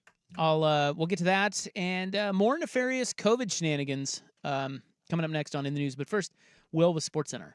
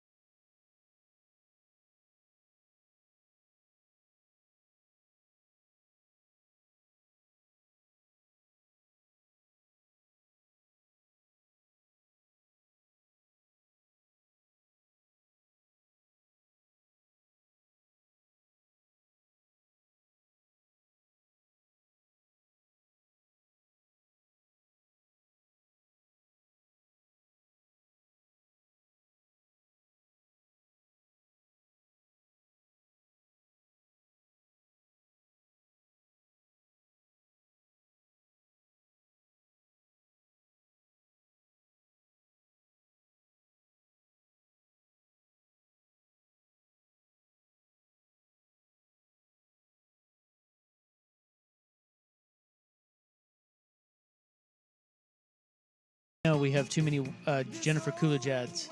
But you know what? Everybody has too many Jennifer Coolidge ads right now. She's red hot right now. Yeah, she's all over the place. Yeah. Well, good for her, man. She disappeared for a while, and then that White Lotus thing. Yeah. And, you got to capitalize on that because let's be honest, like, her time is a ticket. Like, I don't think there's a third act here for Jennifer Coolidge. Are they filming a new season of that show? Yeah. She's not in it. She's dead, so. Yeah. There's a third one. I've Is seen there? like parts of it. I couldn't tell you who's in it, but I know there's a third season. Well, I think she was the only one to come back from the first one to the second one. and Right. They killed her off, so. That's a spoiler alert for those of you listening at home. That thing's been out for a while, so no offense. If you're not aware of that at this point, I don't know what to tell you. It's a good show, though. I like White Lotus. I thought it was all right. I didn't think it was as good as everyone else did, but it was solid. May 17, 2024, time now for In the News. I'm your noted newsman. Hello, thank you, America. Appreciate you. It is National Cherry Cobbler Day. Love a good cherry cobbler. It's not my favorite cobbler, but it's solid. I tell you, I can do without the cherry. Really? Yeah, I don't like cherries. Cherries in my old fashioned, delightful. Cherry cobbler, great. I'm trying to think of other cherry cheesecake. I can get on board with that. I'm okay with that. Yeah, it's it's a nice ancillary fruit, but no one needs it. The only time I really have one is in my old fashioned. It is also NASCAR Day. Oh, vroom vroom, turn left. So I was mentioning the Oregon State Fair concert series lineup is out. Yeah, what do we got? August 23rd, Craig Morgan. I think he does the floating. He's a country guy, right? No idea. I think he does. I was hoping you'd tell I me. think he does Redneck Yacht Club, if I'm not mistaken. Wouldn't know. What's his name again? What would Wouldn't you know say? either. Craig Morgan. I think yeah, he does Redneck Yacht Club. Redneck Yacht Club. Okay. August 24th, Steel Pulse. Don't know Steel Pulse. Not to be confused with Tight Peaches. No, I'd go see Tight Peaches. I might go do that later tonight. August 26th, the Goo Goo Dolls. Oh God. Who? You don't know who they are? I don't want the world to see me. The Goo Goo Dolls were big back in the 90s, early 2000s. Yeah. And they're doing the state fair tour now? Yeah. Makes sense. Well, that's what It you does. do, man. Yeah, that's what I'm saying. It makes sense. And by the way, like, people make fun of this. Why don't you slide? There is, I know people in the music industry. Like, if you can swallow your pride and go on these sorts of circuits, you make a nice little living. I mean, like doing. I'm sure this, the guy who, the lead singer, I forget what his name is, but he is also morphed into a middle-aged lesbian. That dude is probably pulling in somewhere around $1 to $2 million a year doing this sort of crap. Hey, So good for him. Exactly. You don't have to put out any new music. You play your 4 songs. You get your check for $75,000, and then you go away. You go to that show, you will find middle-aged moms all up and down the aisles. Yes. From their reliving their early 2000s love affair with that. Yeah, John Resnick is the guy's John name. Resnick. The Goo Goo Dolls, huh? Yeah. They had a song called Iris. Yeah, that was the one from that's the I don't want the world to see me. It was from the Nicolas Cage movie or whatever. That I was- just want you to know who I am. it was a big deal. What else do we have here? Music's really changed. Yeah, I still don't know who Steel Pulse is. Couldn't tell you. August 27th, Young Gravy in the house. Yuck. Young Gravy. Speaking of moms. Is he still a thing? I don't know. No, he's not a thing. Yeah, Young Gravy. Who was the famous old lady that he was with? He was with Addison Rae's mom, probably Lisa Ann. Lisa Ann, yeah. Probably Lisa Young Ann. Gravy was a big, tall, white rapper that was stupid. His whole bit was he was stupid older ladies. He's not a rapper. He is, He but is a he's rapper. not. He's horrible. Steel Pulse, by the way, looks like a reggae band. Oh, okay. Yeah. August 29th, Ludacris. Jeez. I think I'd rather see the Goo Goo Dolls. Would you? Well, look, I don't know if this is Wow. racist, but it probably is. Finger Oh, on the God. dumb button. Yes, No, mark no. that, please. I would like that as a drop, Oh, okay. assuming we didn't talk over it. I don't know if this is racist. Wait, I'm not even going to say it because I don't want you to mark mine. Haha. In your face. It is often sad to see an artist on this sort of tour, right? Where you have to go around and do the tour. I I find it sadder when like rap, like hip hop acts age out versus crappy mom music anyways. Like the Goo Goo Dolls were never like a cool hip thing. They were always lame lesbian seagull like folk rock. But like Ludacris and like if you saw like DMX, well, I guess he's dead now. But like those guys, they were like hip and edgy, and then to see them like at like 55 years old now rapping about the same stuff, I find that to be sadder and more pathetic than sad aging rockers, because that's just what sad aging rockers have always done. But like I don't want to see fat Busta Rhymes out there. Like it's weird. So I find Ludacris to be sadder in this stage of his career than the Goo Goo Dolls. Sir Mix-a-Lot actually was a great show. Oh I'll my tell you what right God. now. He was at the Gorge, and I was working security one time. He brought the place down. I saw Naughty by Nature Wasn't he kind of always a joke, though? Yeah, he was. But He like did I better saw than Bon Iver. I saw Naughty by Nature a couple years ago at one of these things, and oh, dude, it's just listening to them sing OPP like while taking like osteoporosis medication. It's just, it's not good. Salt and Pepper now, well, like they're big and swollen, and it's just I don't know. I find hip hop ages worse than bad Goo Goo Dolls music. August 30th, Dea. I don't know who that is. I have no idea. August 31st, Foreigner. Foreigner? All right. Well, there you go. Jukebox Hero. You can do worse than Foreigner. I'm still not going, but And then the last show, September 2nd, Huntley. don't know them. Me neither. Are you excited about that lineup? No. I honestly the only one that like I would consider. That's actually, I'm sorry, I got to say that I wouldn't go to any of those shows. However, that's not a bad lineup for the fair. No, and I'm saying if I had to, if someone said, "Dude, you got to go to one of these shows," I'm taking Foreigner. Me too. Taking Foreigner. They have a lot. Foreigner's one of those bands, and again, that just hits us because of our age. Sure. But it's one of those bands that has way more hits than you think. You got like Hot Blooded, right? You got Jukebox Hero. I Want to Know What Love Is. Yeah, Waiting for a Girl Like You. Yeah. Yeah, they got. I've been waiting. Yeah, like it's. Feels Like the First Time. And I don't know how That's many. all them? Yeah. Yeah. Oh. Yeah. I They're a don't- good band. I don't think it's really the band anymore. I think it's one of those where I'm not certain how many original members of Foreigner. Well, I feel like they're always touring. As a matter of fact, if you said, "Hey, Rob, what band do you think tours the most?" I would have no real idea, but my guess would be Foreigner. I feel like they're always touring. They're with Def Leppard and Foreigner, Leonard Skinner, things like that. they're Cold as Ice. That's another Foreigner hit. I'm looking here at this is I just looked them up. So there are currently 6 members, right? Past members 1, 2, 3, 4, 5, 6, 7, 8, 9, 10, 11, 12, 13. There's 13 past members of Foreigner. I feel like that's a bit of a rotating thing. And as long as you have the name Foreigner on and you can play the hits, then Well, you know. it depends on which members are still there. Like, is the lead singer guy still there? Boy, I think they have changed out multiple times. I think he may have been there and then back, and it's a whole thing. I'll see if I can do some research into that. We have more nefarious COVID shenanigans. We will get to that coming up next on In the News for May 17th. This is The Fan. This is the Fan's window into sports.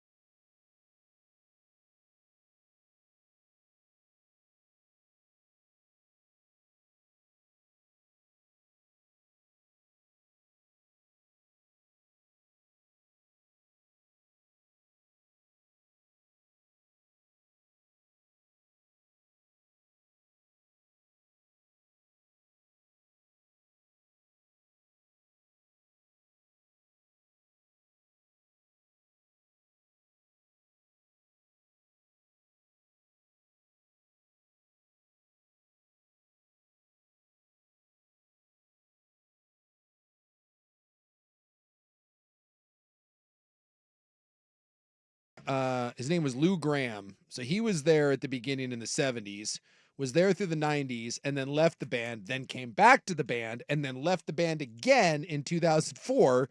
And they got their current singer that's been there since 2004, and then Lou officially retired from music just last year. Okay. So they're on the Here's the next question. their third lead singer. If you and I went to Foreigner and we knew none of that, Yeah. would we think? Would we even know that? Any of that? I don't think we would. I think we'd be like, oh, Yeah, Foreigner like, sounds hey, really good Foreigner. still. Well, the weirdest part now is like with Journey, the Asian guy that's the lead singer of Journey has now been the lead singer of Journey longer than Steve Perry ever was. Right. So And he's great. yeah, he sounds just like Steve Perry. And I think of them as Journey. Yeah. At the same time, It's not Journey. it's not. Yeah, No. it's not Steve Perry. So you see Foreigner, it's not the Lou Gramm Foreigner, but sing all the same songs. But like that's weird. Like I saw Queen with Adam Lambert, and Adam Lambert's a fine performer, and he's got a good voice, but Yeah. I can't say that I saw Queen. I didn't. Well, you did see Queen, I didn't. but you did. I saw They're touring as Queen, I saw Queen with Adam Lambert. or they were. It's not the same. May 17 in the news here. Your noted newsman now. COVID is over, or is it? I guess there's a new strain. Is there? Yeah, I but don't no know. one seems to care. My buddy and his gal, they just caught COVID like a month ago. Did they? Yeah, Yeah, well, they're still out there testing. it's like the flu. You can still get it. Yeah, it's been a while since I've tested. Now, this story is from our fair state of Oregon. This guy is a Harvard-trained doctor, but he is accused of grossly overcharging for COVID tests. I thought they were free. Well, but he billed insurance. Okay, so the way it worked was in the early days of the pandemic, testing was a big deal. You remember that, where it's like, oh, not everybody has tests. Yeah. If you want to get a test. Yeah, it was tough. So in an effort to get more people tested, the feds made the test free. And they had this, $2 trillion stimulus package. Sure. It was the CARES Act. Yep. And in that act, the provision required insurers to reimburse providers for the full price of COVID tests. And this dude was jacking up the prices. Yeah, so this guy would just bill insurance. He said, yeah, $2,500 per COVID test. Yeah. And they were cutting him checks to the tune of, yes, he got away with a couple $1 million. God bless America. It's a giant loophole, and now they're going after him. How much should you have charged? Well, they said that the tests probably cost about $18. And he was charging 20. He was saying $2,500, and then they called him on it, Yeah.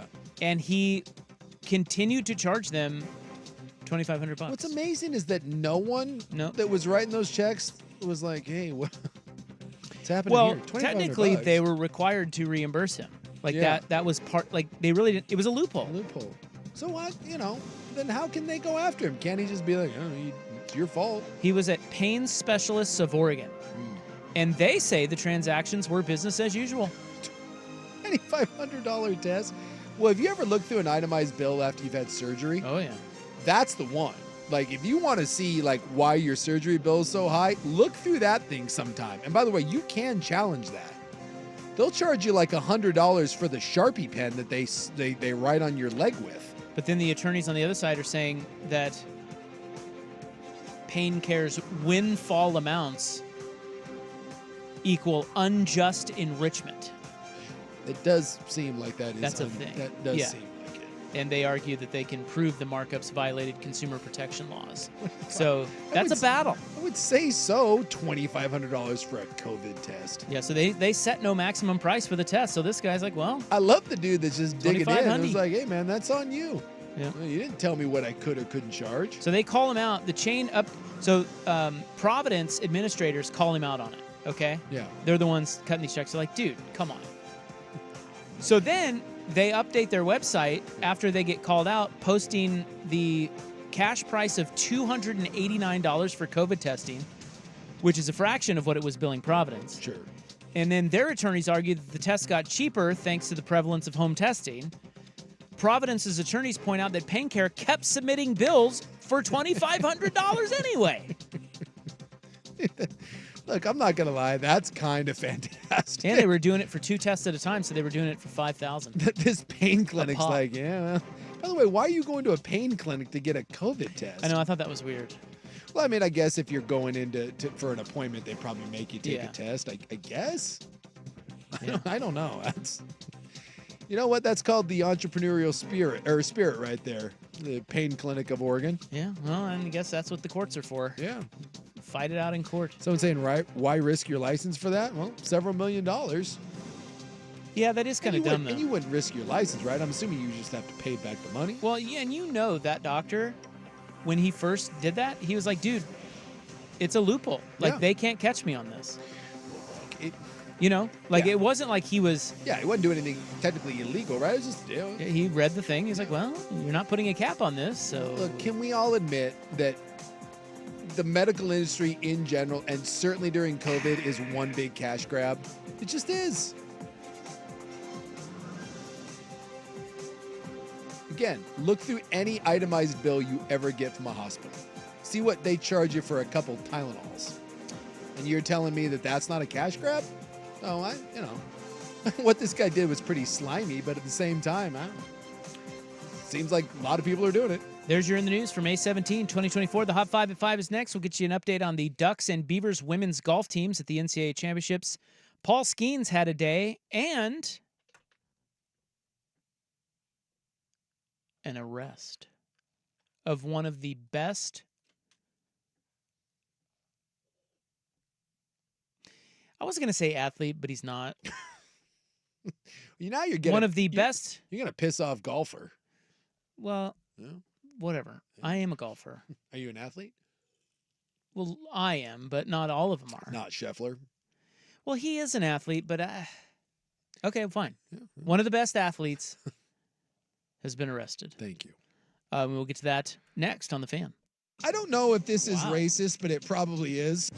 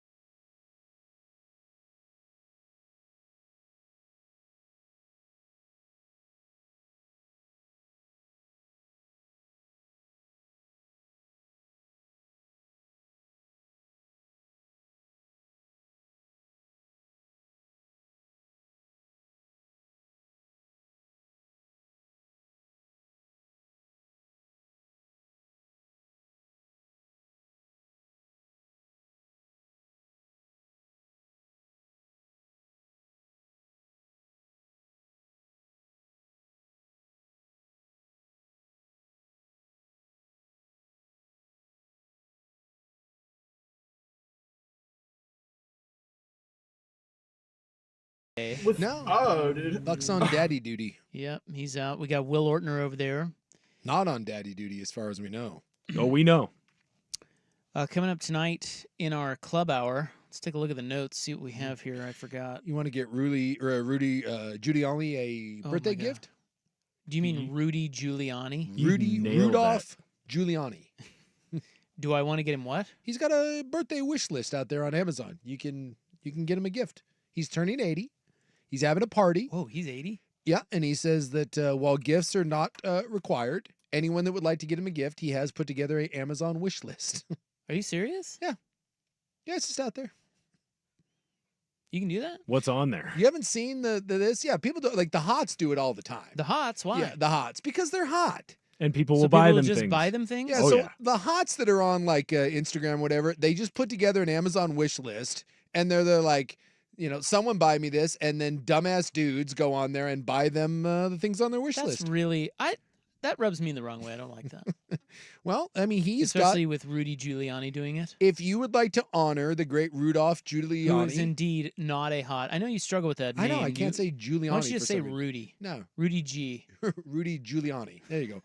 Yeah, you can get him. He's got a full list here. Yeah. All right. Well, I want to hear about it. Yeah. I really do. Some of it's quite sensible, actually, which is kind of weird, I think. At least if it's like big, grandioso stuff, I'm like, all right, I see you swinging for the fences, but you want a Braun electric razor? I don't like electric razors. No, they're terrible. Yeah. Under no circumstances would I use one. Still, I'm old school. it's like, that's a little weird for someone like Giuliani to be asking for like a $60 razor, right? I always think like when somebody's sitting in their car shaving with an electric razor, Mm-hmm. I feel like their life is in shambles. Yeah, because I think that's like the old movie adage is like the down and out detective John McClane wakes up and is like, Yeah. I've been shaving my car. Yeah, it's like You don't oof. have time to shave. Yeah, in the you mirror? can't just. I don't like. I don't won't even shave my head with one. Plus, they rip up your skin. Yeah, they're not good. No. All right, so we'll get to that. And if you were suddenly arrested and your face flashed all over the news, what would your friends and family assume that you did? We will go through that for each fan personality I like this. in the club tonight. This hour, well, Joey Harrington's going to join us. We'll talk about Scotty Scheffler. Mhm. He is also heading to Detroit for the first time, I think. Well, we'll have to ask him, but it's the first time since he left. I can't imagine that he has spent much time in Detroit after the death threats and the leaving of said city. So we'll find out why he's headed there. That'll be at 5:30. Right now, the Hot 5 at 5. Hot topics, hot opinions, Oh, golly, I'm hot today. and hot air. It's time for the Hot 5 at 5. That's hot. The Hot 5 at 5 on Primetime with Isaac and Sue. No, I mean it. That's very hot. The Hot 5 at 5 with Isaac and Sue. Brought to you on The Fan by Victor Rico's Mexican Food, the most popular burrito spot in Oregon. Online at victorricos.com. Number 5. Well, I promised you I would update you on the Oregon and Oregon State women's golf teams Yes, as they are down in Carlsbad. They are playing at La Costa, the Champions Course. It is the Women's NCAA Championship. There are 30 schools there. Clemson is your leader at 8 under. This is merely round 1, so a lot of golf left. Oregon currently sits T15. They are +2, but they're only 4 back of the top 5. Okay. So there's So they're doing a tiger in the hunt. they're They're kind on the of bunched prowl. up there. Oregon State had a bad day. They are 11 over 24th Ouch. out of 30. It's a little rough. What is a duck like? Because Tiger was always on the prowl. What's a duck do? Does a duck lurk? I don't. Can a Waddle? duck? Can a duck attack? They're waddling. I don't. Waiting? Waiting. They're waiting in the water? Waiting. Yeah, they're waiting in the Yeah. competition. Just waiting to come and bite you with their I'm duck guessing. beak. I'm guessing a duck could probably Number give you a 4. pretty good nip, right? Go in there and take a little. I don't know. That doesn't seem. It seems like Anyone ever been bit because by a aren't duck? the bills are like But there's no teeth. curved. But I don't know. I don't. Can a duck damage you? Does a duck bite hurt? Well, I think Text the Vancouver Ford text line. someone out there has had to encounter this before. What else do I have for you here? The Panthers are looking to close out the Bruins tonight in Boston. This is hockey, guys, for those of you who don't follow. That's Hockey Hockey, eh? on the ice. Right now, the Panthers are not doing a very good job of that. In Boston, the Bruins lead 1-0. They are early on in the second period. I don't like this. We can't have Boston getting any momentum here. Let's go Panthers. It is 3-2 in favor of Florida. And then tonight at 7, Dallas looks to close out Colorado in Denver. 3-2 lead there for the Stars. Yes. So. Number 3. Paul Skeens struck out the first 7 Cubs today at Wrigley Field. Skeens pitches for the Pirates. He is the number 1 pick in the Major League Baseball draft, and he is a monster. That is too short of the Major League record. He tossed 6 no-hit innings, walking 1 and striking out 11. Yeah, he looked good in the in his debut, and even better here. And some of the numbers that he's had in the first 2 combined starts, a lot of them are basically the best numbers since Steven Strasburg, who he gets most compared Yeah, to. dude, the guy's filthy. Yeah. And he's dating Libby Dunn. Yeah, life's good right now until his arm falls off. Well, he's also, I hate to say this, he's not a very good-looking guy. I was Yeah. watching the game today. Yeah, he's got that creepy mustache. Yeah, it's like, Yeah, what is she seeing him? Oh, I get it. Ah, yeah. Pirates win 9-3 over the Cubbies. Right now, the Mariners taking on the O's. It is not going well. Baltimore leading 5-1 in the bottom of the 4th. So, not good. Our Mets are Mariners versus- losing 4-0 again. Well, Number 2. thank you for that. Hey, they had a comeback and then a blown lead and then a comeback last night. So The I'll take the Celtics are saying that Kristaps Porzingis is likely out for the start of the Eastern Conference Finals. but they think potentially if that ends up being a deep series or if they make it to the finals, he should be back. We think. Knicks Pacers game 6 in Indiana tonight. New York leading that series 3-2. I half expected it to be underway, but it is not. No, I don't know why. I kind of thought It's so. late there. It's I 8:15. thought so too. Why is it starting so late? I don't know. What's the matter? All those drunked up Indiana fans. Well, actually, no, it's Midwest. Sorry, it's only 7:12 there. Yes. Aren't they on Central Time? I would assume Indiana's on Central I Time. think it's Central Time. So the tip should be it says 5:30, so that our 7:30. time. No, but 5:30 our time. So Yeah, well, I don't like that.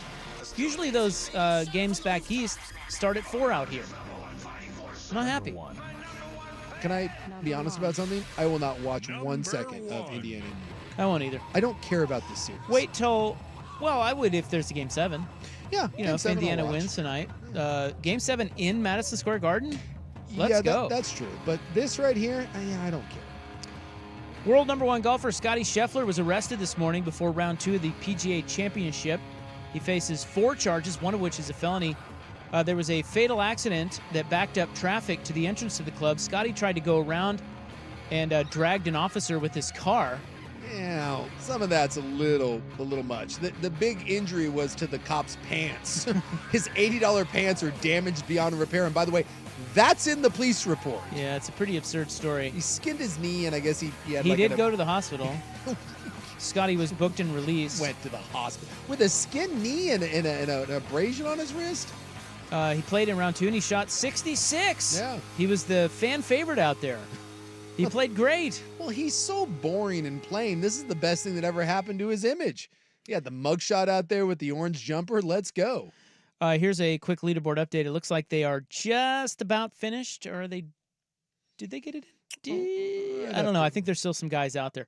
Xander Schauffele shoots a 68 today. He is 12 under and leads by 1 shot over Colin Morikawa, who shot 65. So it's Schauffele at 12, Morikawa at 11. Sahith Theegala still out there. He is 10 under. Yeah, there's a handful of guys still out on the course. Scotty Scheffler among those 9 under. And Tony Finau among those, and Bryson DeChambeau, by the way. Mm-hmm. Those guys are both 8 under. Brooks Koepka, T11, he is 7 under. Rory did not have a very good day. My God, I'm scrolling for Rory. Yeah, I'm looking here Where too. is he? I don't see him. He's back there at 4 under. Mm-hmm. He's 1 over for the day, so not a good day for 4 Rory. over there. Homa also at 4 under. Zalatoris at 3 under. Yeah, Tiger missed the cut. He shot. He's +7 for the tournament. Yeah, he shot 77 today. Had 2 triple bogeys. Yep. not good. LT grade. Romer missed the cut as well. The projected cut is -1, so no Rom, no Tiger. I'm trying to think of who else. No, Jason Duffner missed the cut. Handful of No Michael Block.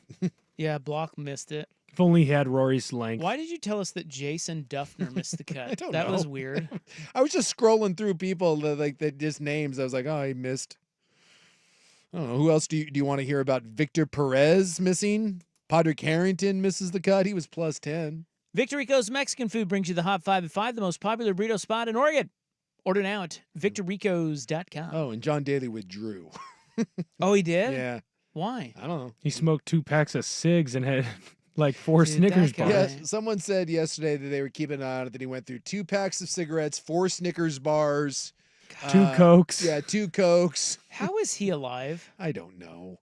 And by the way, he'll outlive us all. He's going to live to be like 91. This is just the way it works. Incredible. But yeah, he withdrew. So Some NBA draft scuttle coming up next, and then Joey Harrington. It is 5:16 on the Fan.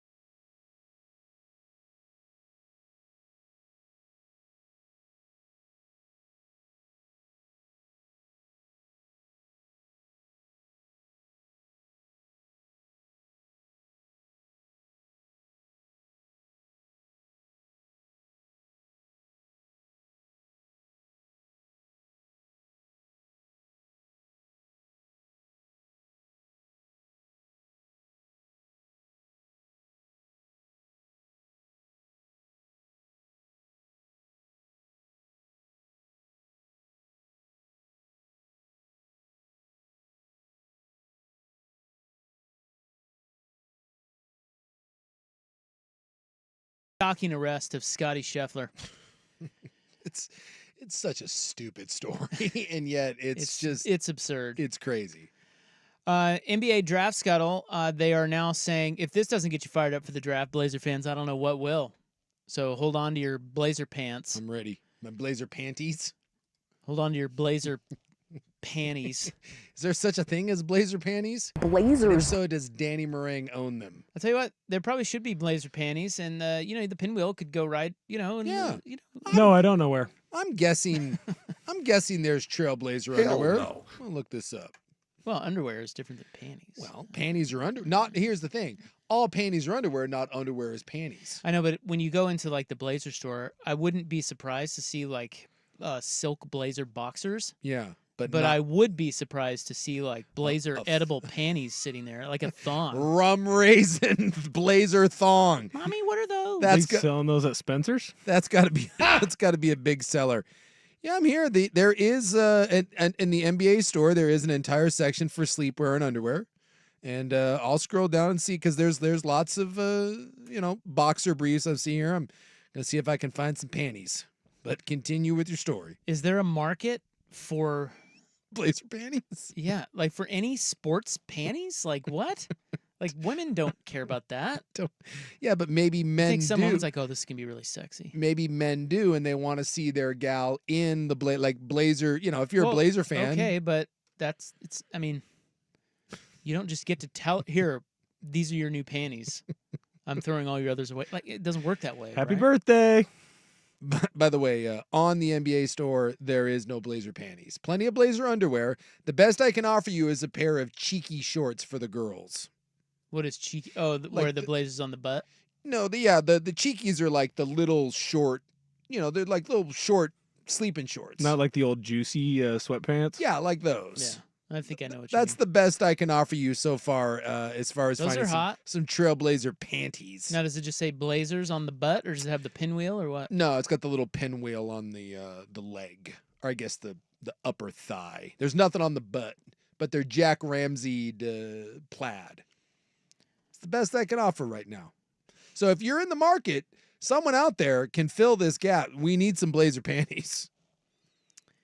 There's one executive that said the first pick in this year's draft goes no higher than 7 in most other years. Yeah, there's the amount of crap being dumped on this draft is astronomical. And an agent said, I'm not sure how many of these guys play in the league next year.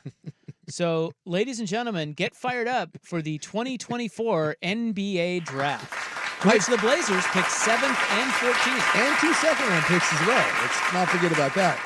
My favorite spin that I've heard so far, because the Blazer folks will spin this so hard. They're going to put so much bark dust on this turd.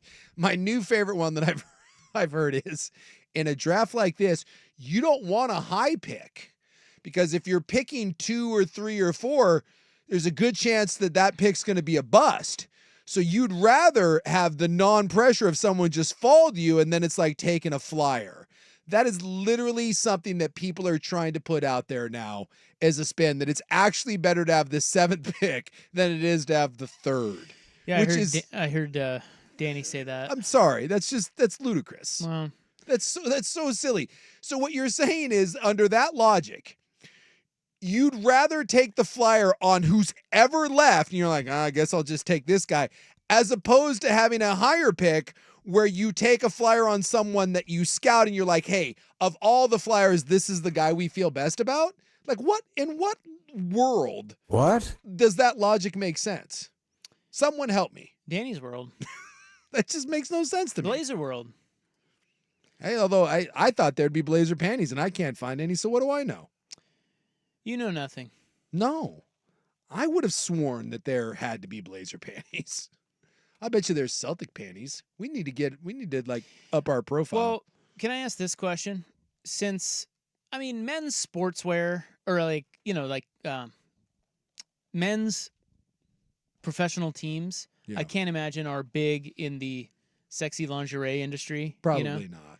But are WNBA teams or women's teams? That's tough. Get an LA Sparks. Yeah, like, you know. I don't know. That's a good one. Can you the Indiana Fever? Is the Indiana Fever selling hot Indiana lingerie? Nights lingerie? Catch the Fever written on the back. Yeah. I like where we're going with this. Now I will tell you, you may not be able to find Blazer thong underwear, but you can get Portland, Oregon flag thong underwear. Wait, what? The Oregon flag, the Oregon state flag. You can get that on a thong. You said Portland, Oregon flag. I'm like, what is the Portland, Oregon flag? It's the Oregon state flag with Portland highlighted Oh, okay. on it. And you can get that in thong form. Oh, it's like a map. Yeah, it's like a map. Please return if found. That for the low price. Hey, it's on sale right now. Normally $35 down to $19.95. As far as I can tell, that's the only Oregon or Portland themed panties that I can find. I would think that maybe like some airport carpet panties would be a thing. That's everywhere. Right? I don't think so, no. No? You think the Portland carpet, PDX carpet is everywhere?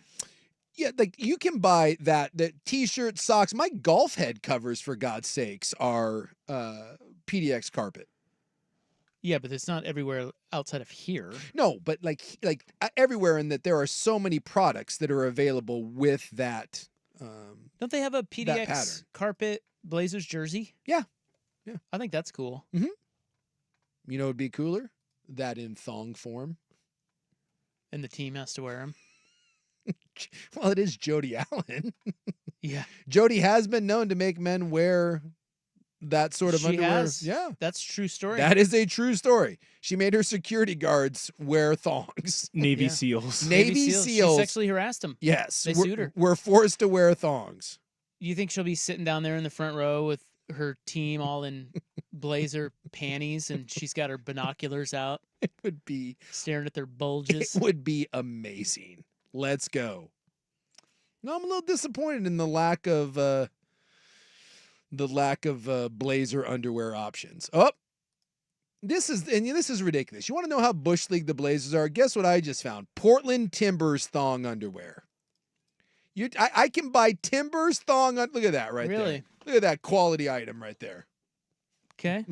But I can't get that in blazer okay with form? that. Yeah. Well, you found So- a hole in the market. Yeah. Make it happen.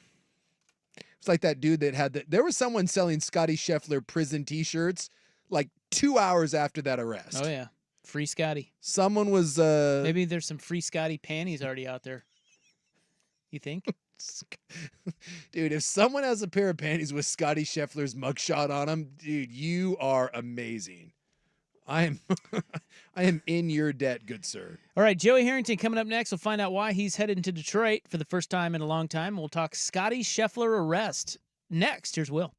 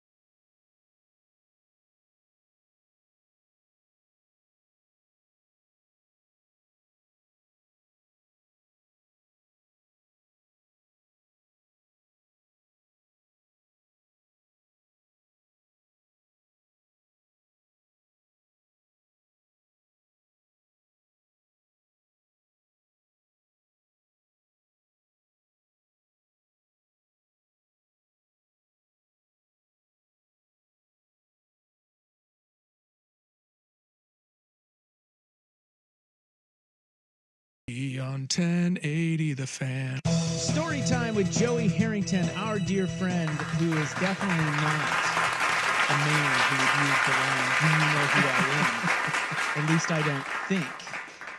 Are you? Have you ever? I can honestly say that I have never used that line. Good. Yeah. I can recall situations in which people around me were using that line, and then it was a very quick hand to the throat, like what's the not Darth Vader, but I'm thinking there's another let's you can imagine. Yeah. Like, shut up. We're not playing that card. Just stop. Yeah. Exactly. Yeah, it works. Nothing. Yeah, it works like the opposite. But I will tell you, that's way easier because I too, one, I'm no one that could actually say, "Do you know who I am?" But I'm way more inclined to say, "Do you know who he is?" Like, if I was hanging with you back in the day, I could see myself after a few drinks doing "Do you know who this is?" I could never say that about me. I think it's way easier to drop "Do you know who this is?" Well, by the way, how do I respond to that? I'm not quite sure how to respond to that. Well, let me say this. Before you respond to that, Jeff Darlington was trying to do just that. 100%. And he got shut down. Yes, he did. Oh. It's like, zip. My favorite was, sir, I know that you're trying to help, but there's nothing that you can do right now. He's going to jail, and there's nothing that you can say that is going to change. I was like, well, at least he was a very clear communicator, that officer was. Yeah, he was. Here's the thing. This is my only piece of advice to anyone out there in a Scheffler-esque situation. Anytime that you are... wait, hold on. Yeah. How would anybody be in a Scheffler-esque situation, driving a car, dragging a police officer hanging out of the window as you're trying to get to your tee time of a major championship golf tournament? I don't know that any after there had been a fatal car crash. It's a first-timer. Nobody's going to be in that situation, so let's rephrase. Okay. How about this? One of one. I think we've all led a peppered existence at some point in our lives. And if you're out there getting into enough stuff, occasionally you come across an officer of the law. And this is what I've learned. When you first encounter an officer, your very, very first thing you have to do is assess what sort of officer you're dealing with. Because sometimes you get super chill, awesome officer. Other times you get middle of the road officer. And other times you get Captain America. And when you get Captain America, who's got he's got combat boots and the pants are tucked into him and he's got a Johnny Unitas haircut and the mustache. You have to realize that is who you're dealing with, and then everything changes. And you can go based on that. But if you encounter Captain America and then you try to treat him like the cop that probably should be working for the post office, but the cops paid $20 more an hour and they gave you a gun. See, this is the problem. You got to assess the situation and see what kind of cop you're dealing with. You're saying that not all cops in the incident report would state that their $80 pants were ripped beyond repair. Is that what you're saying? If you come across that type of cop, yes, that notates the state of his uniform pants after said incident, then probably don't try and drag him to the entrance of a golf course. Bingo. I got a ticket in my driveway at 1 a.m. And I realized that if you're willing to pull me over, pulling into my driveway at 1 a.m, you mean business. That was 10 and 2 on the wheel.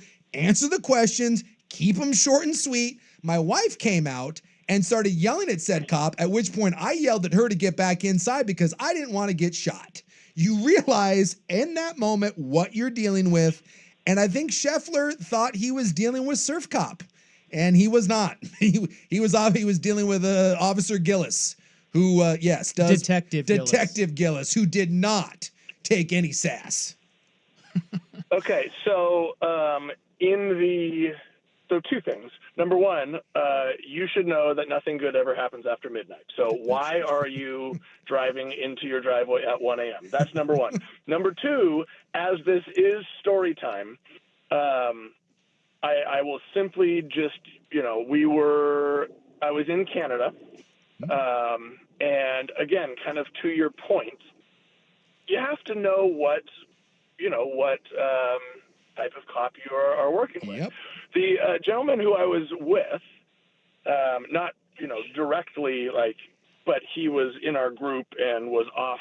As I'm looking at him across the courtyard. This was right after the South Park movie had just come out. Oh yeah. And so the Canadian, I believe the Mountie was is that correct? Yeah. Yep. So I sat there and I watched him as he called him a beady-eyed Canuck and said he had a flapping head. And I was like, this one's not going to go well. Nope. This is not going to go well. Nope. So,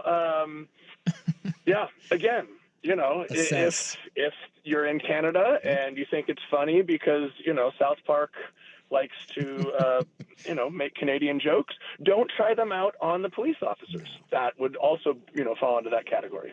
That's good advice. Now, I've already had my arrest headline. If Suk had one, I'd go straight to some sort of assault.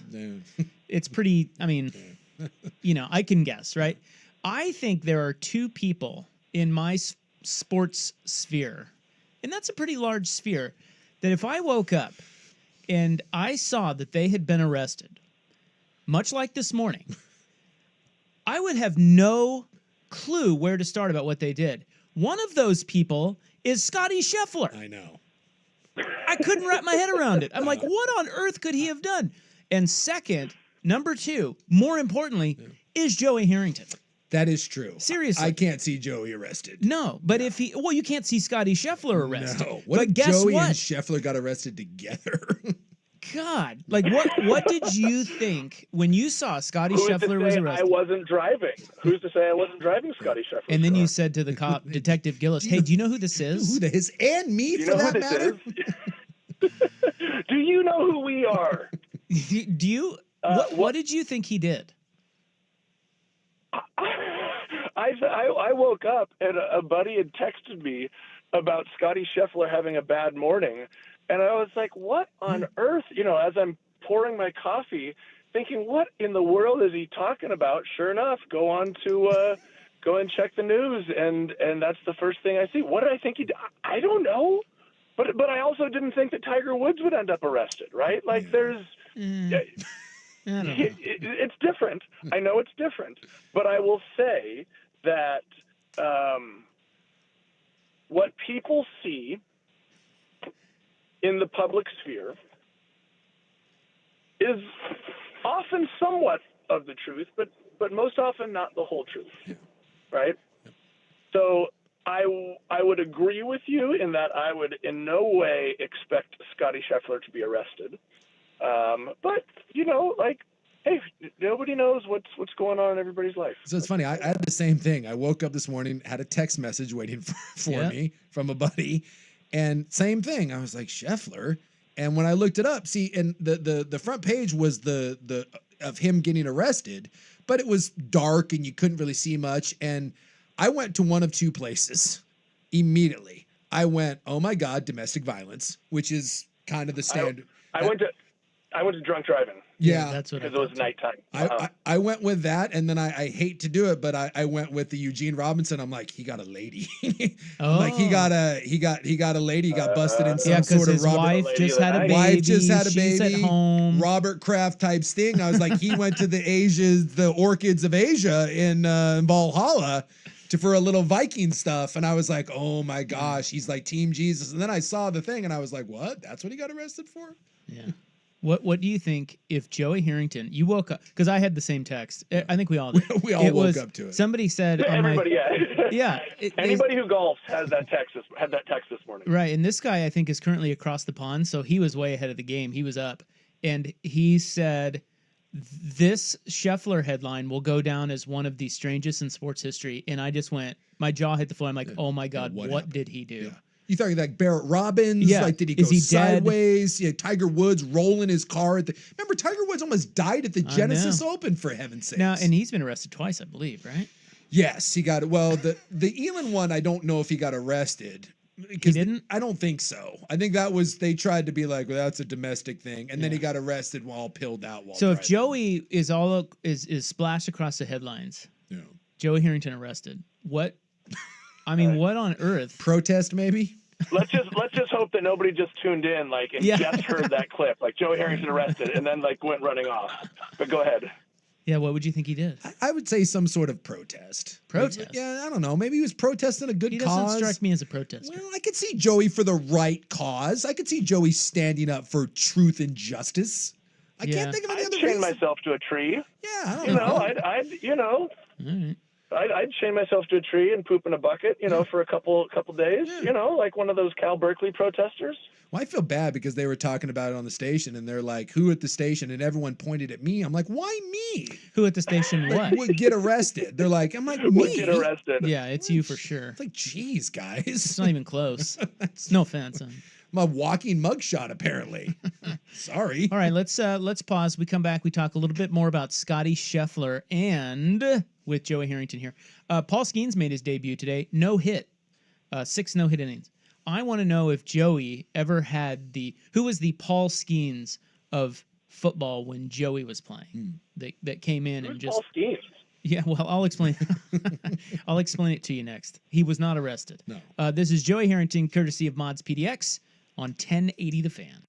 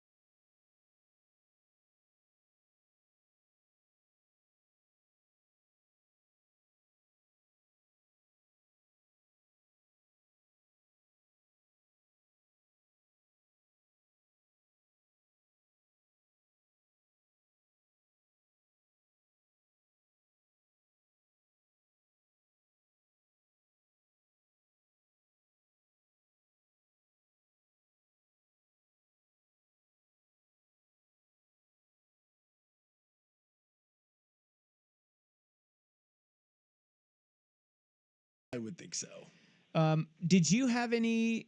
Well, I guess my mind goes straight to the Mike Vick arrest. Oh yeah, that was a big deal. Huge deal. And you were, I think, teammates. Were you not at the time? We were. Yeah. We were teammates. So I would imagine if I asked you the question, most shocking arrest when you played, it was probably that. I mean, it's trying to think of another one. Yeah, it's got to be. I mean, I was literally, because I had gone to Atlanta after the fiasco in Miami. Well, not a fiasco in Miami, but thinking I was going to have a stable place to be with Nick Saban, and then Nick left. And I went to Atlanta thinking, okay, let's just chill out for a year or two, get your feet under, like there's nobody more ingrained or entrenched than Michael Vick, like I'm coming into about as stable a situation as you could find. And we were hiking down, Emily and I were hiking Black Butte that day, and came down, and I rolled my ankle a little bit, like stepped on a rock, got back to the house, and put some ice on it, put my feet up, and Bill Musgrave called. He's like, well, you ready? Because he was my quarterback coach at the time. And I was like, well, I don't know. How'd you know I rolled my ankle? Like, I'll be ready in a couple weeks when training camp starts. He's like, no, are you ready?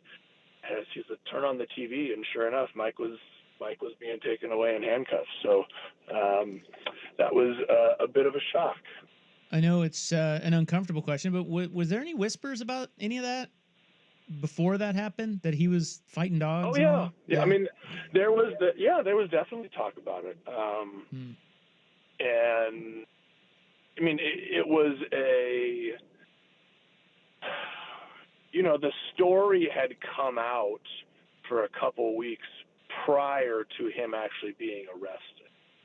Right. And I remember there being, media questions, a lot of media around, because that was at the end of training or at the end of mini camps. And then we kind of broke for the summer. And I remember I was starting to get asked by the reporters about the situation. And I was like, Mike, look, I don't need to know anything, but like, what do you want me to tell them? I'm not trying to be in your business, but, I want to make sure that, when I get asked these questions that I know how to respond, or want to make sure I'm doing right by you. So, it was an interesting few weeks. What did he say to that? Pretty much what you would have expected. Like, it's going to be okay. Like, don't worry about it. It's all going to be, it's going to be taken care of. So yeah, I mean, I didn't get too many details prior to it happening. And, I think there was, I wouldn't say that I don't want to suspect on whether he was surprised or not. But I think it definitely caught a lot of us by surprise that was something that actually happened. Well, I remember when, the Blazers got caught up in their thing. That was like the worst kept secret in Portland. Like, Quintel Woods took the fall for that. That Quintel Woods. He was not the only Blazer that was fighting dogs. I mean, and yet he was the only one that went down for it. But yeah, sometimes those things, it's weird that when they're known things, but no one talks about them. Like, I don't know, like there's just not a lot of desire to get those investigative stories out there. How did we go down this path? How did we get from Scotty Scheffler got arrested. By the way, well, I know, but like, yeah, I don't know. Did you ever give your football card to a cop? That'd be not fun. a real one. I gave him a Franz bread trading card, but not a real like pops. Now, here's a fun fact. That was right about the like, do you know who I am? And then I pulled out the Franz bread card. Let me just show you who I am. By the way. Now, here's a fun fact. Joey Harrington will be seen in Detroit soon. Did you know that? Big Sook? Is he getting arrested in Detroit finally? He's going back. He's been invited back. Is there a statute of limitation? What's going on there? I was actually asked to come back and do a memorabilia signing. This is the first This is the first time I will be back in Detroit since I was traded. No kidding. Wow. Huh. I have never been back. Where's the signing? I don't know. At some place. Okay. You know, one of the place at the spot with the people. And so they're going to pay you and you sign a bunch of stuff, Harrington stuff? Yeah, I think they're hosting a signing with some of the current players, and it's a memorabilia shop up in the suburbs of Detroit, kind of outside of where I lived when I was there. And yeah, I don't know. It's kind of a weird feeling, to be honest. Like, I bet. I don't know. I'm not quite sure how I feel about it. Yeah, or how you'll be received. Yeah, it's gonna be weird. I bet. Is it in front of people, or is the signing kind of just like behind closed doors, and then the stuff goes out? No, it's open to the public, and that's kind of what I said to it. Like when they approached me, I thought it was kind of like like somebody was like putting out a blanket email to, or a blanket phone call. Like, call everybody in your Rolodex and see if you can get somebody. And I asked the guy, I was like, You realize who you're talking to here, right? Like, oh, hey, that's what I should have said. Do you know who I am? But not in the good way, but like in the bad way of like, you realize I was run out of town and traded, and I haven't been back. Like, who would want me to come and sign? And he said, how did he put it? He said, all those things have been forgotten about. Like, time is the best healer, and what's old is new again, and what's old is retro, and what's retro is cool, and you're cool again. I was like, well, no, that's not true. But if you think that like you're not actually kidding about me coming out and doing a signing, then all right, let's talk about it. Cool. When is it? Sunday. Excuse me. Oh, this Sunday. week. Okay. Oh, wow. Well, Okay. I'm leaving tomorrow. Okay. Yeah, like I'm on the old direct back to Detroit, and then doing a signing. Yeah, it's somebody asked me like, well, do you know you're going to see any old friends? Are you going to see any old It's like I don't know anybody there anymore. I don't know anybody in the organization. I don't know anybody who lives there. I wasn't exactly on the best terms with people when I left. The one person that I do still stay in touch with is Mitch Albom. So is he back in Detroit? With Mitch. I know they. Oh, you are. So he is back in Detroit because he got airlifted out of Haiti. Yeah, Haiti. Yeah. Weird story there. Yeah, he and Janine, like, yeah, it really is like we're again, we can go down this another tangent here, but like you have no idea where your life is going to be in 5, 10, 15 years, right? Mm-hmm. If on that day in 2006, you would have told me that I would be coming back to Detroit for a memorabilia signing event, and Mitch Albom would be running an orphanage in Haiti. I don't think those two things would have been on the bingo card. Right. But here we Janine are. Exactly. They have done an unbelievable job with their organization down there, and yeah, I'm happy to know that he and Janine are safe back home. I know that, or I should say, I'm sure that they are working tirelessly to make sure all of the girls at the with their organization are safe as well. But yeah, I'll be interested to see what his update is. Well, that's funny. I mean, you mentioned time. Like, I remember, Bill Buckner and the people of Boston and New York, they put that aside. It took a long time. I'm a big hockey guy, and Detroit and Colorado had a bit of a nasty little thing going with this guy, Claude Lemieux, and he was public enemy #1 in Detroit and was assaulted by Red Wing players, and they get together now and do big signings with him and some of the old Red Wing players. And it's funny how time can take something that was ugly, and I actually think it's really cool. I'm excited for you, and I hope it's a good reception. And I love when stuff like that happens, where if you have someone in your life that you haven't got along with, or you had bad blood, and you meet 15 years later and you meet and have a beer, and all that stuff just seems to disappear. I think there's a lot of real health benefits to that. I would agree with that. the thing I will say is this isn't coming through the organization. Yeah. Right? This is coming through an independent company. So, I would love to. Yeah, maybe let's just put it out in the universe that I think I would enjoy being asked back by the organization. Yeah. I think I would. Yeah. Mariucci and I touched base, reconnected earlier this year.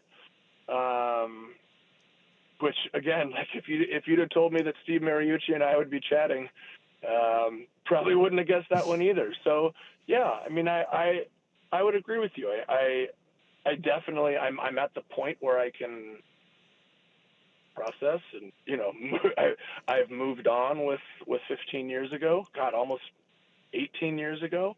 But yeah, I wouldn't have guessed it. I definitely would have guessed it. Could be cathartic. Also, probably for fans or people that you see there, I think it might take a little of the edge off one time, but also the fact that the Lions are good now. Yeah. They can. They'll laugh. They'll be like, sorry for all that ribbing, Joey. Sorry for threatening your life. Well, don't get arrested out there, okay? We're out of time. We'll talk about Paul Skeens next week, and I would like to hear about Detroit and how it went. We'll be waiting. I'll take notes and I'll report back. All right, safe travels. Thank you. All right, guys. All right, we'll see you later. That's Joey Harrington. Each week, courtesy of Mods PDX, the future of building is here. The club is next on The Fan.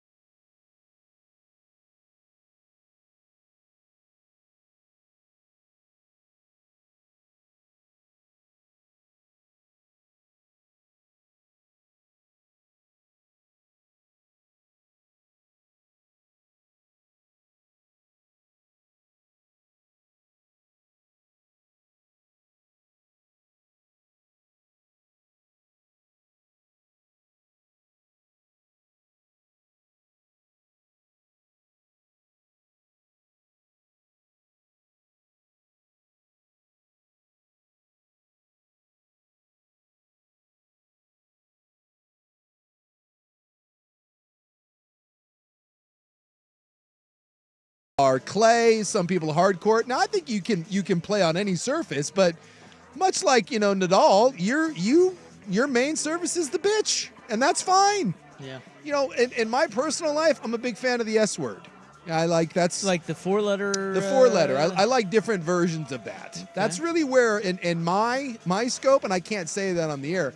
But if I could. Well, you need to find a word that you can say on the air. See, that's why I like to say bitch. Yeah, it can work. Because you can say it on the air. It can be jarring and shocking, which I like because it's radio. Yeah.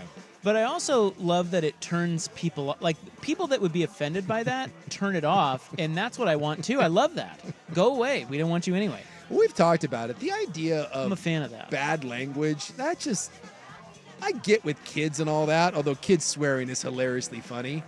Like that whole idea where someone can't handle a GD or someone can't handle a bitch or something. Like, seriously? Like, if that derails you, dude, life's going to be really hard. Yeah, get the cob out of your ass, you little bitch. Get a cup. Life is challenging. I love that. Right. Could you not use that language around me? Like, really? That's one thing if someone's just dropping like a bunch of C words and you're mother bombing people left and right, but seriously, like that's what's gonna get you your blazer thong in a panty or your blazer panties in a bunch in a thong your blazer panties in a thong because these bitches be high maintenance. All right. Club topics tonight. What did we tease? We had. Well, I got the Giuliani birthday list. Oh, if you yeah, want. that's right. I want to get that. And then we'll get to if the fan staff were suddenly arrested and our faces all flashed all over the news, what would you guys think we did? We'll go through that. But yes. I was quite offended that everyone on the station believes apparently that I'm the one most likely to get arrested. You need a little self-awareness on this. That's a lock.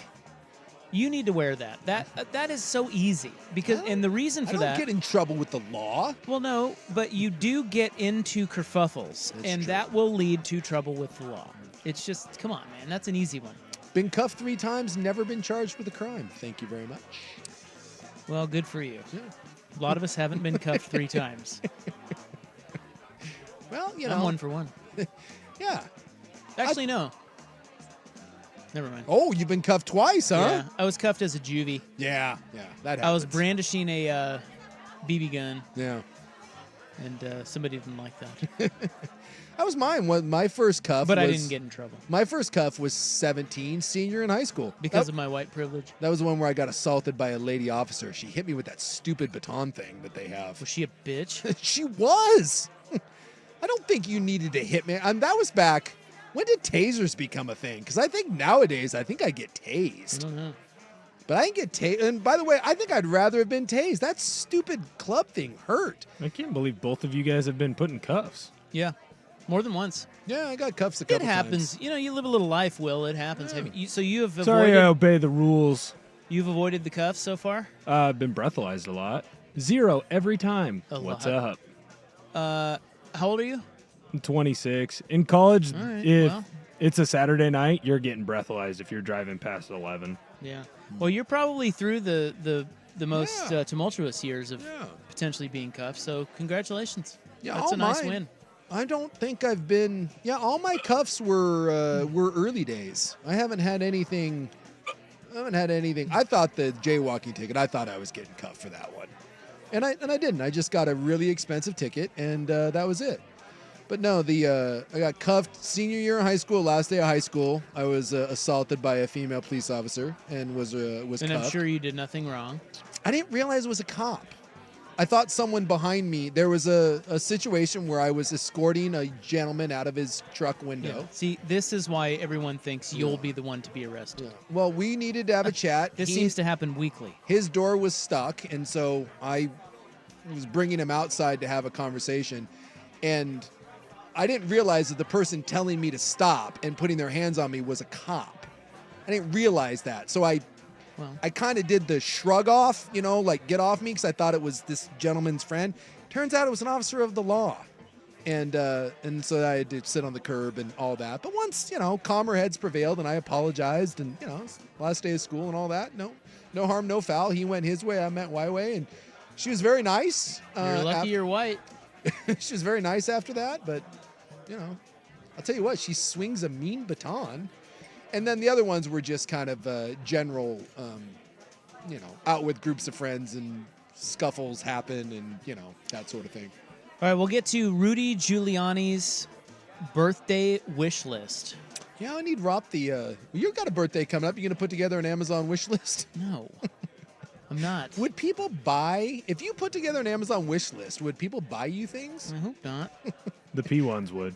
You looking for a new wedge game? We could probably put together a nice little Amazon wish list for you. That's really It's creepy, right? It's really off-putting to me that somebody would be so, like Rudy Giuliani or some hot. You said the hots do this. Oh, the hots do it all the time. I guess that's kind of different, but not really. I don't know what the word to describe that is, but that's really asking other people for gifts is really Yeah, it's a bold move. It's very not even just bold. It's like douchey. that's awful. Like, who do you think you are? I am. Although I hate to tell you this, but that's the whole genre now of being hot. That's all you do. Well, maybe the hots are. Maybe You're like, give me Look, money Here's the thing. because I'm hot, and buy me gifts Yeah. because I'm hot. I am going to take the hots out of this because Yeah. I totally see why they would do that. Mm-hmm. I don't think it's quite the same. When the hots ask some rich guy or some creepo for a gift, Yeah. she just knows she can get it, and it's almost like a F you, A little bit. and I like that. I'm okay with that because Lord knows what that guy says to her, and what she has to She go. probably deserves those Yeah, nails. That's right. Yeah. So I'm going to take them out of it. What the F is Rudy Giuliani asking people for gifts for? I mean, who do you think you are? Well, apparently he's an 80-year-old man who used to be the mayor. He was mean- called America's mayor, and now Listen, he needs if you are a- $229. If you are a human being outside of being a smoking hot smoke show, hot babe, Yeah. who asks other people for gifts, that tells me all I need to know about you. And I mean all. So the Isaac Ropp Amazon wish list not coming anytime soon. No. That's stupid. But I do want to hear what he wants. Yeah. Maybe I'll send him something. Maybe I'll put one together for you. We'll see what we can get people Please to don't. buy. Kind of want now randos to send Rob gifts. See what happens. Because if it's really cool, you'll be like, oh, this is terrible. Man, this is a really nice wedge. Yeah, now if you do send me stuff and I keep it, don't hold it against me. I didn't solicit it. Did you ever, because you don't follow it like Portnoy or anything, right? You're not a Barstool guy.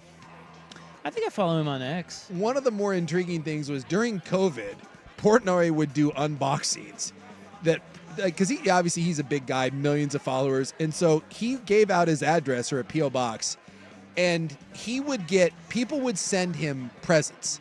So many presents. I'm like, hundreds Why? or thousands, because it was like a bit. And then he would go live on camera and he would unbox, and he'd be like, all right, he would just open packages and be like, okay, this is what I'd got. And he had to stop doing it because it was overwhelming his building. They were fun to watch. They were fun to watch. They sent him live animals. Yeah. So people were just mailing him things? Yes. And he asked for this? I don't remember exactly the inception of it, but it started off as just kind of one thing, and then it turned into a bit. And he's like, hey, if you guys want to send me stuff, he's like, I'll open it on camera. And some of the stuff he got was fascinating. Yeah, and he just he would spend he'd be doing this for 2-3 hours, and he would just unbox presents and packages on his on his Instagram live feed, and away you go. That guy never met a camera he didn't like. No. Portnoy. He's very smart about that. All right, we'll get to that. Giuliani would like you to send him gifts. But what? Next on The Fan. The Fan is live on YouTube, Twitch, and now Window Nation brings you the window into the Fan. On-demand YouTube video shorts with your favorite fan shows and hosts. The window into the Fan is brought to you by Window Nation. Get 50% off all styles of windows. Plus, pay nothing with no interest for 2 full years at windownation.com. Watch Window Nation's Window into the Fan every day on YouTube with 1080. Peekaboo! The Fan. Now, here's a quick look at Portland traffic. Big delays again for southbound 5 after 217. A crash has been blocking lanes. Trying to get it to the right shoulder, but now traffic back up on 217 and southbound 5 backed up from the Pacific Highway. That's traffic. I'm David Bruce. Need inspiration? Shop Fred Meyer for over 30,000 mouth-watering choices with savings beyond low prices, like digital coupons worth over $600 each week and up to $1 off per gallon at the pump. More savings and more inspiring flavors make Fred Meyer worth it every time. Fred Meyer. Fresh for everyone. Fuel restrictions apply. Check out this great deal on select beverages. Body Armor Super Drink or Powerade are on sale for only 77 cents each with your card. Fred Meyer, fresh for everyone. Hey, it's Tiki Barber. Superchargers, headlights, and more. With over 122 million parts, eBay Motors has everything you need to maintain your vehicle and level it up to peak performance. And with eBay Guaranteed Fit, your part is guaranteed to fit your ride every time or your money back. Stay on your A game with all the parts you need at the prices you want. It's easy to bring home huge wins. Keep your ride or die alive at ebaymotors.com. Eligible items only. Exclusions apply. Club 1080 with Isaac and Sue. I love scotch. I love scotch. Scotch, scotch, scotch. On 1080, The Fan. Can I get a hot tub? Is that a short break? Did we truncate that? It was short. I didn't do anything to it. Well, what were you doing in there? Were you in there mashing buttons again? Because we caught Rop gone, but I feel like that's not his fault. No, this is not his fault. That was a minute break. That was a minute and a half break. I was going to say, that was quick. Will was informing me that apparently the Amazon wish list is big amongst teachers as well. It is. Yep. But that's classroom stuff. That's not personal stuff. No, right? It's also one of those things too where depending on the state, you might not get paid a lot. So when you need to get supplies.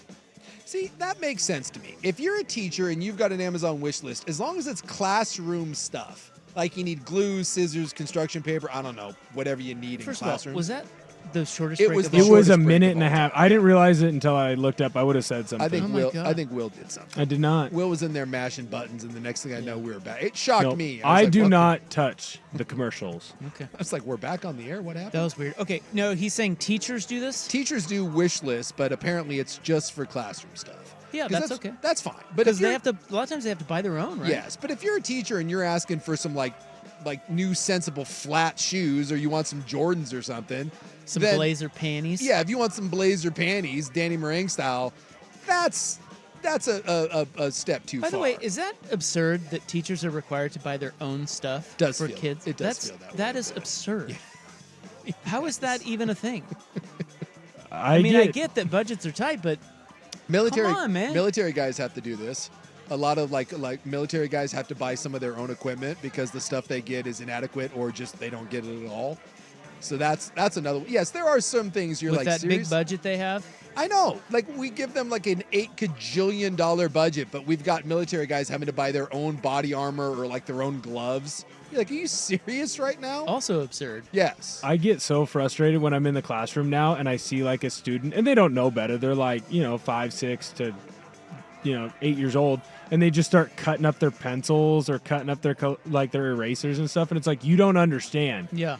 But your teacher bought that. That's gold. That's not cool. Yeah. Somebody else has to. Now they have to buy another one. You little S head. I don't go that far. I'd like to be asked back. Yeah, you should not. If you're a teacher, you should not have to spend money on pencils. So what do you have to buy as a teacher? Like Well, what I don't kinds buy of? any. I'm a sub. Well, I do remember, because it's been a while since my kids were in school because I'm an old man, but I do remember at the start of the year that teachers asking, and I guess this was the pre-Amazon wish list, there would always be a supply list at the start of the year, and it would be like, if you can bring in extra. So it's like each kid needs to have this many pencils, this paper, blah, blah, blah. And it was like, if you can donate any of these, we need this to the classroom. Some of it was like bleach wipes. Other of it was like just, again, extra paper or whatever. Snacks. Yeah, we'd always do that. We would just go buy double of whatever, if you bought your kid a pack of pencils, you bought 2 and you donated 1 to the class. Because some kids can't afford to get their school supplies and, I don't know, all that stuff. And so I'm guessing that's just an extension of it. But yeah, the teacher one is the one group that probably should be fine getting a wish list. Well, what does Rudy want? What are we going to send him? So Rudy includes, we pointed out, he wants a Braun electric shaver. That's probably the cheapest thing on there. That's running about $60. So is Rudy, okay, first of all, we're talking about Rudy Giuliani. Yeah, he has put together, he's got an 80th birthday coming up. And he says that, please don't bring any gifts. But if you'd like to get him something, bring any, we're invited? He's having a party, but in lieu of actually bringing gifts, he just wants these gifts. So this is just to people that are invited to his party? No, it's anyone. It's a list. You can go look it up. It's out there. It's making the rounds. Okay, but somebody leaked it, though. It was like he's not soliciting this from the public. It kind of feels like he's soliciting this, yes. Are you sure? I mean, I'm trying to give the guy, I think he's a total idiot. Dude, it's out there. I'm trying to give him the benefit of the doubt here. It's out there for everybody. Because he's really rich, right? No, or is dude, he not? He's poor. Is he broke? And yeah, he's broke, and he has a ton of lawsuits. Yeah, a bunch of lawsuits, and Trump stiffed him, never paid him for any of his legal services. Isn't it wild to think that we used to think he was great? Yeah, he was America's mayor. Well, yeah, the 9/11 stuff. 9/11 stuff. He's insane. Yeah, he actually owes an ton of money. But I feel like anytime you see these giant judgments, no one ever pays those. Alex Jones is on the hook for a couple $100 million, if I'm not mistaken. What's he owe Giuliani? I'll look and see. And for what? I think he was part of those defamation lawsuits. And who did he defame? The voting companies and all that stuff. Oh, okay. Well, anyway, what does he want? Well, I think he wants someone to pay this because he owes $148 million. Ooh, damn. Was he worth that? No. What was he worth? Not much. He's not an attorney, right? Uh, attorney and I don't mayor. Think he was an attorney, but he was a DA, wasn't he? He's in some trouble. Yeah, he tried to dismiss it, but he is eventually on the hook for $148 million. So what does he want? Come on, what are we going to send him? An electric shaver? That's got an electric shaver. What else? What else does he want? He wants a sleeper sofa. A sleeper sofa. Sleeper sofa. Yeah. Is that like a? Yeah, it's like a pull-out couch. A hide-a-bed. I mean, which is for when his wife kicks him to the living room. A home sleeper. Oh, actually, I guess he have a wife? I think it's his cousin. What? Yeah, actually, I think his wife is his cousin. I don't think Will's lying on that one. Are you serious? I think it's like a second cousin. Yeah. But yeah, I do believe Judith. I think that's a cousin. They tried to do a whole thing of we'd never met before and we didn't know until we were already married, but it's like second cousin. Wow. I inadvertently dated a step cousin once. Well, you and Rudy, huh? Steps different. No, but when I found out, I immediately dumped her, and she got very, very angry. She did not have a problem with it, and that was a bigger problem than the fact that she wasn't creeped out by it at all. That was the final nail in the coffin. So a step cousin. So my dad that raised me, the one that passed away. Yeah, Bobby Brown. Bobby Brown, right? So Bobby! Yeah, Bobby. So I was down in Utah at BYU, and I was dating a girl named Jenny. Mostly I just thought about Jenny. And we've been dating for, I don't know, maybe 2 months, something like that. And we were out one day, and she was like, hey, I got to go by an old folks home. I got to go visit my grandma. And I was like, oh. She's like, will you come with me? And I was like, yeah, why the hell not? So we go rolling in there, right? And as we walk in, I see someone sitting in there, and I was like, not grandma. There was someone else, and I was like, boy, you look really, really familiar to me. And she was like, you really look familiar to me. And I did not, my dad's family, Big Bobby, they weren't around much. They were in a different part of the country. We didn't see him very much. And she was like, what's your name? And I was like, Jason Sukan. She goes, oh my God, you're Bob's kid. And I was like, yeah, I'm Bob's kid. And she goes, I'm Bob's sister. I was like, get right the hell out of town. And so Bob's sister married Jenny's dad's brother, her uncle. Yeah. And so they had the same grandma. Sister. And so we were in there and she was like, oh my gosh. And I was so technically Jenny was my step cousin. And I thought it was very weird. And Jenny thought it was great. She thought it was amazing. And so I talked to my dad's sister who I hadn't seen in years and we caught up. But as we were leaving, I had the icks. I was like, this is weird. And Utah anyways, and the Mormon thing, it just wasn't. In your look. It was not. It wasn't good. Huh. And so I was like, yeah, So- I was like, we need to break up. And she's like, what? And I was like, yeah, we're not. So a second cousin. So that was a step cousin. Yeah, it was step cousin. No blood related, but it was still enough to make me go, ew. But a second cousin. That's Giuliani. That seems to be a way too close for that would be. Hold on, I got to think about this. A second cousin would be your, like Rudy's dad or mom, brother's kid. Brother's kid. Yes, I think that was what that right. Would be. Yes, I think that would be your second cousin. Yes, that's no. It's too close. No. Yep. Strong no. All the no's. No. Strong no. How is that okay? Well, I guess you can do whatever you want. You can do whatever you want, right? I mean, still, I think you can marry a first cousin. Didn't Jerry Lee Lewis marry his dude? Why are you looking at me for the cousin news? The olden days were a wild time. Like, I think Jerry Lee Lewis, the Great Balls of Fire guy, I think he married his 13-year-old first cousin. So he married a underage cousin. You want to wrap your head. And back then it was like, that's some R. Kelly stuff. Started with Jerry Seinfeld, and we've wrapped all the way around to this. Yeah. Weird. All right, what else? So he wants that convertible sleeper sofa. He also wants he's got on here 4 different LED chandeliers. Okay. Which might be the strangest thing on the list. Like, you want multiple chandeliers and you're asking people to buy you said chandeliers? He would also like a podcasting microphone. Okay. For someone that famous and you can't... I would imagine he'd already had that. Right? He would also like a cooling comforter. Apparently he's sleeping warm. He's got sleeping problems because not only does he want a cooling comforter, but he also wants one of those fans that blows cold air underneath your bed. So apparently he sleeps hot. He would also like an iPad, which, again, seems very normal and just... Those LED chandeliers are kind of cool. Are they? Yeah, have you ever had to shop for big lighting? Like hanging lighting, like over a kitchen, say a kitchen island or something like that. Sure. Those can run super high. Well, and these seem like they're a little bit more affordable, but they're kind of cool looking. So artsy. we can thank Rudy for having sensible taste here. I'm in on the LED chandeliers. Well, you can go on there and pick him up one. He also would like several rugs. Now, the rugs, the cheapest rug that he's looking for, $229, and the most expensive one, $516. Again, that's not that bad for rugs. No, rugs are expensive. That's one of those things when you get old, you won't realize. Like when you're young. Will, I guarantee right now you have not thought about rugs or rug prices, have you? I don't even have a rug. Exactly.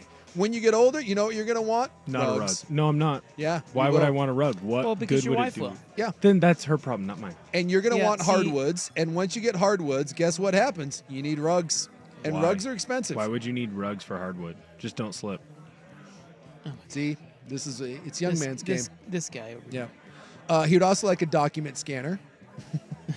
There's an app. They still have that? It's on your phone. Who scans documents outside? It's from your. Put it on your phone. He's 80, for God's sakes. But he's in the public sphere. Seriously, of all the documents, he's an attorney. He doesn't have an app on his phone that's a document scanner? No. That blows me away. No. He Even fell if for he the is Borat girl. Yeah, he did. Yeah, the Borat girl. He was taking off his pants. He would also like a boom mic. So not only does he need the podcast, So he's getting into the podcast game. but he needs a boom mic. And apparently he's an Armani man. He wants Armani Acqua di Gio Spritz. You can buy Rudy Giuliani cologne. And you'd also like a flat screen TV for about $3,000. Those are the highlights of the Rudy Giuliani birthday wish list. Yeah, he launched a podcast. Yeah. But apparently It's called Common Sense. Well, then why does he need a microphone and a boom mic if he already has a podcast? Well, I don't know. Maybe this is old or something. Well, there you go. If you would like to wish Well, he's getting nothing from me. America's mayor a happy 80th birthday with a chandelier and or Armani cologne and a rug, document scanner and the like, there you go. He's a jackwad. Maybe some new hair dye?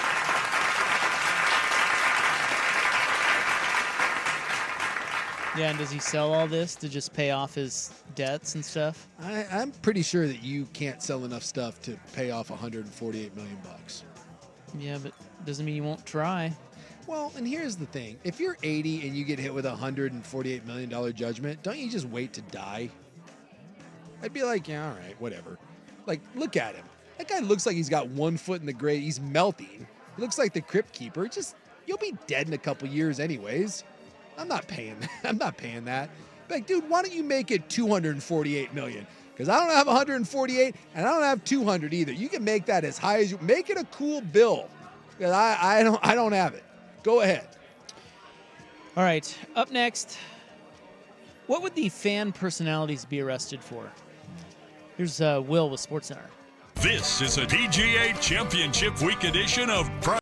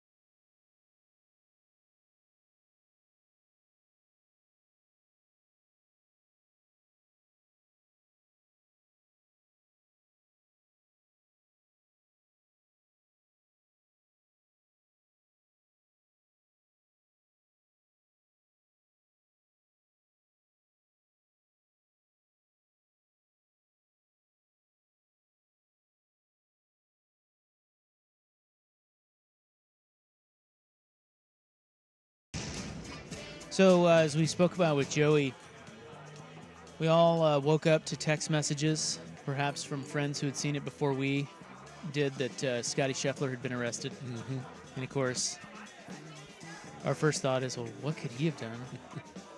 And we have no idea. No. Like it's like, what? I went Scheffler. to Lady of the Evening.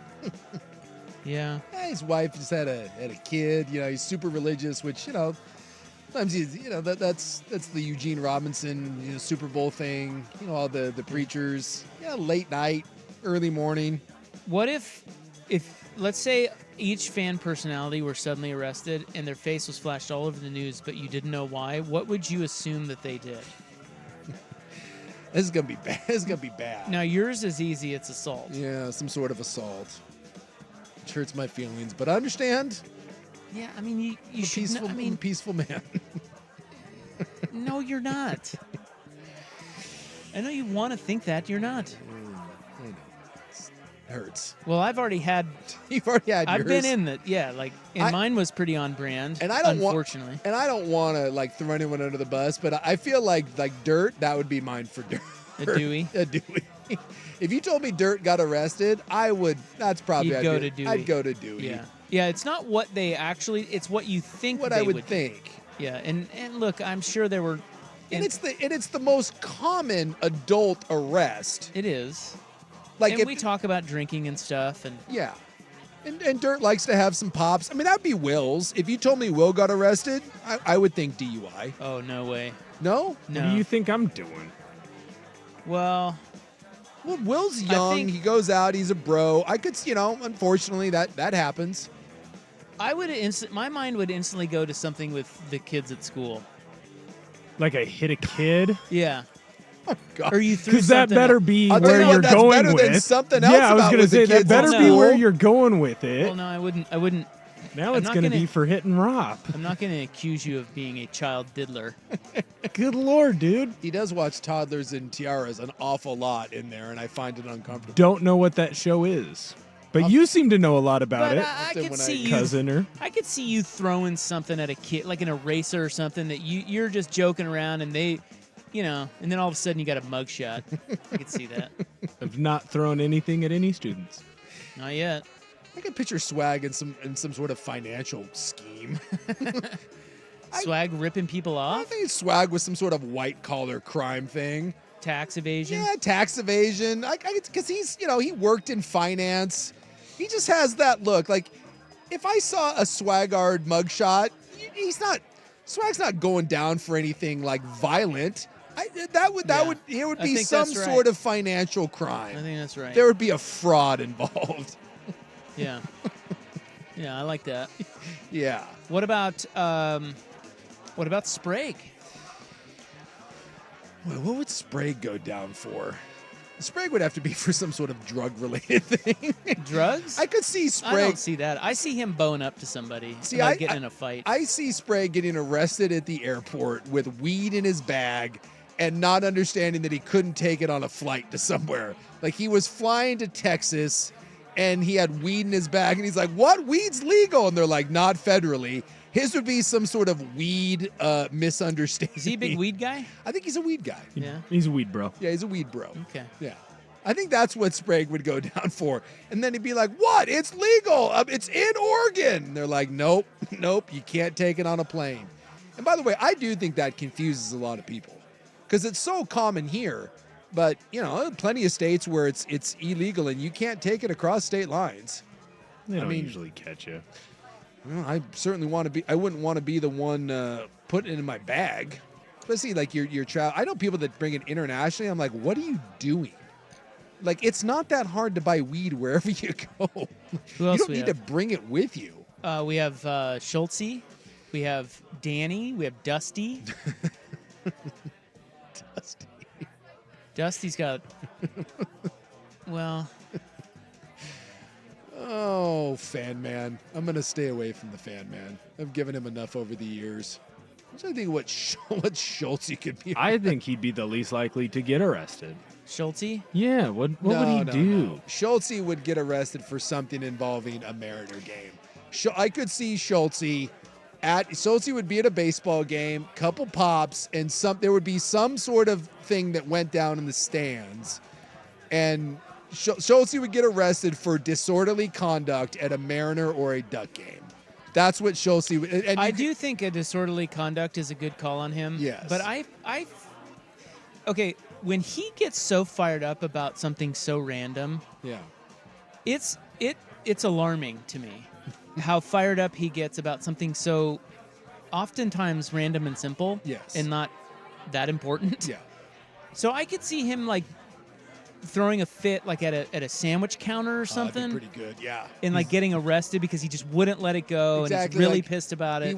He ordered like double meat at Chipotle and they didn't give him double disorderly meat. conduct. And then he couldn't let something, some sort of disorderly conduct. Yeah, somebody said they picture Sprague selling counterfeit merchandise out of his garage. Oh, I could see that. That's good. Yeah. I could see because like his family, he's got great family stories. He was talking today about how when about Scheffler getting arrested, he goes, when my stepdad divorced my mom, we still would go over to his house and he was constantly getting arrested and he would give him like prison advice. So I could see Sprague having some sort of weird uncle that's like, hey, I've got this great hookup on Jordans. Don't ask me about them, but we're going to be selling them and we're going to be making a mint. And There's no downside. And it turns out it's counterfeit merch. And yes, Sprague goes down. I like that. I like Sprague going down in a counterfeiting scheme. Selling knockoff Jordans and like Gucci purses. Well, who's left? Danny? Danny? Interesting. Boy, somebody said assaulting an assistant coach in the NBA. I don't know. Does he get that fired up at NBA assistant coaches? Yeah, he got real red on Wednesday, yelling about the owners not being the problem. Oh. Yeah, he can get pretty worked up. And he supposedly has a pretty checkered past. Like he talked about, he said he spent, I didn't hear all of it, but he said he spent the night in jail with a serial killer? I don't know about that one. I do know there was a story where like him and his Marine buddies or military buddies, they picked up a car and like moved it. If you're willing to get a bunch of guys together, pick up a car to move it to park. Yeah, he was like, I think he was an Air Force guy. Yeah, my bad. Like I can't see Rust getting arrested for anything. Yelling at his neighbors. Rusty would be a principled thing. Yeah, he would be arrested for yelling at his neighbors, but he would be totally in the right for yelling at his neighbors. Yeah. Protest, perhaps. I could see Rust at some sort of protest. See him getting maced on the cover of the Oregonian. I could see that. Rust is a man. That's Jeff Rust. Rust is a man of principle, and he's a liberal snowflake. He stands up for what he believes in. I could see Rusty getting pepper spray.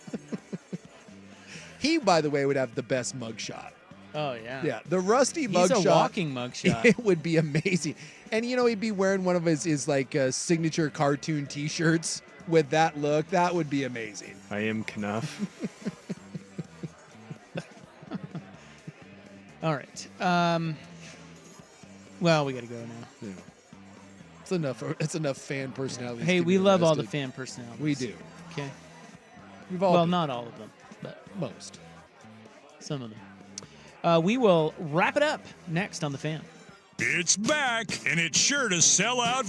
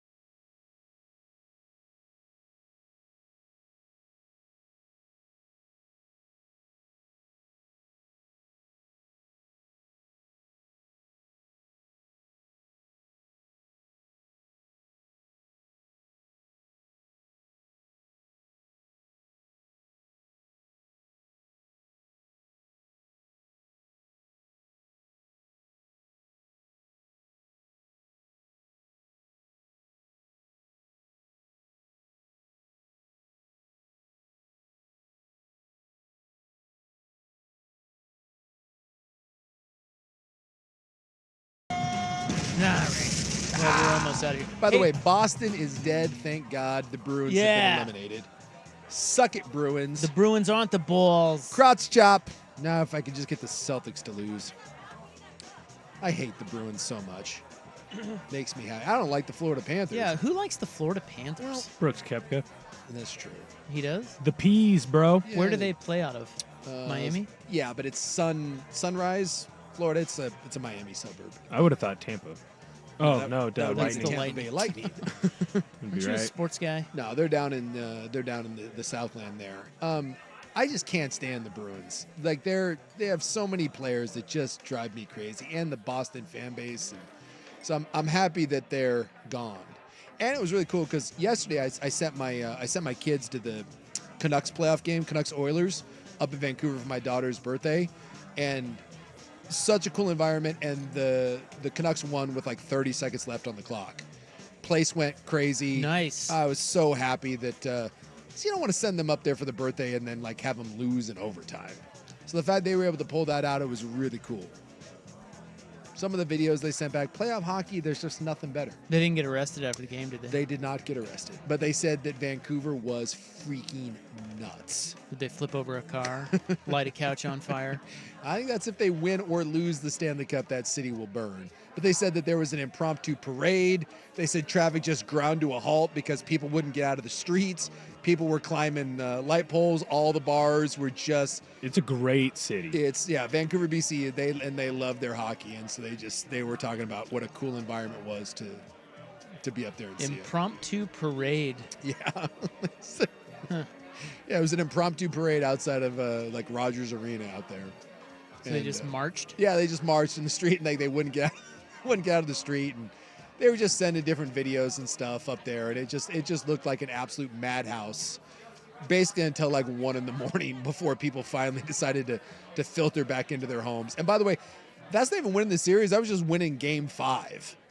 They love their hockey up there. I got to get back to Vancouver. I love it. Been there in a while. Big fan. Well, we spent Christmas there last year, and it was great. And that's where that's where I grew up where my kids grew up going to hockey games, is we would drive up every year and we'd see a couple of Canucks games. Yeah. They were great for the fight, too.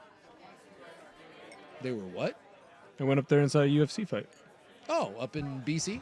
Yeah, it was great. Are you a UFC fight guy? No, but the Ortner? tickets were all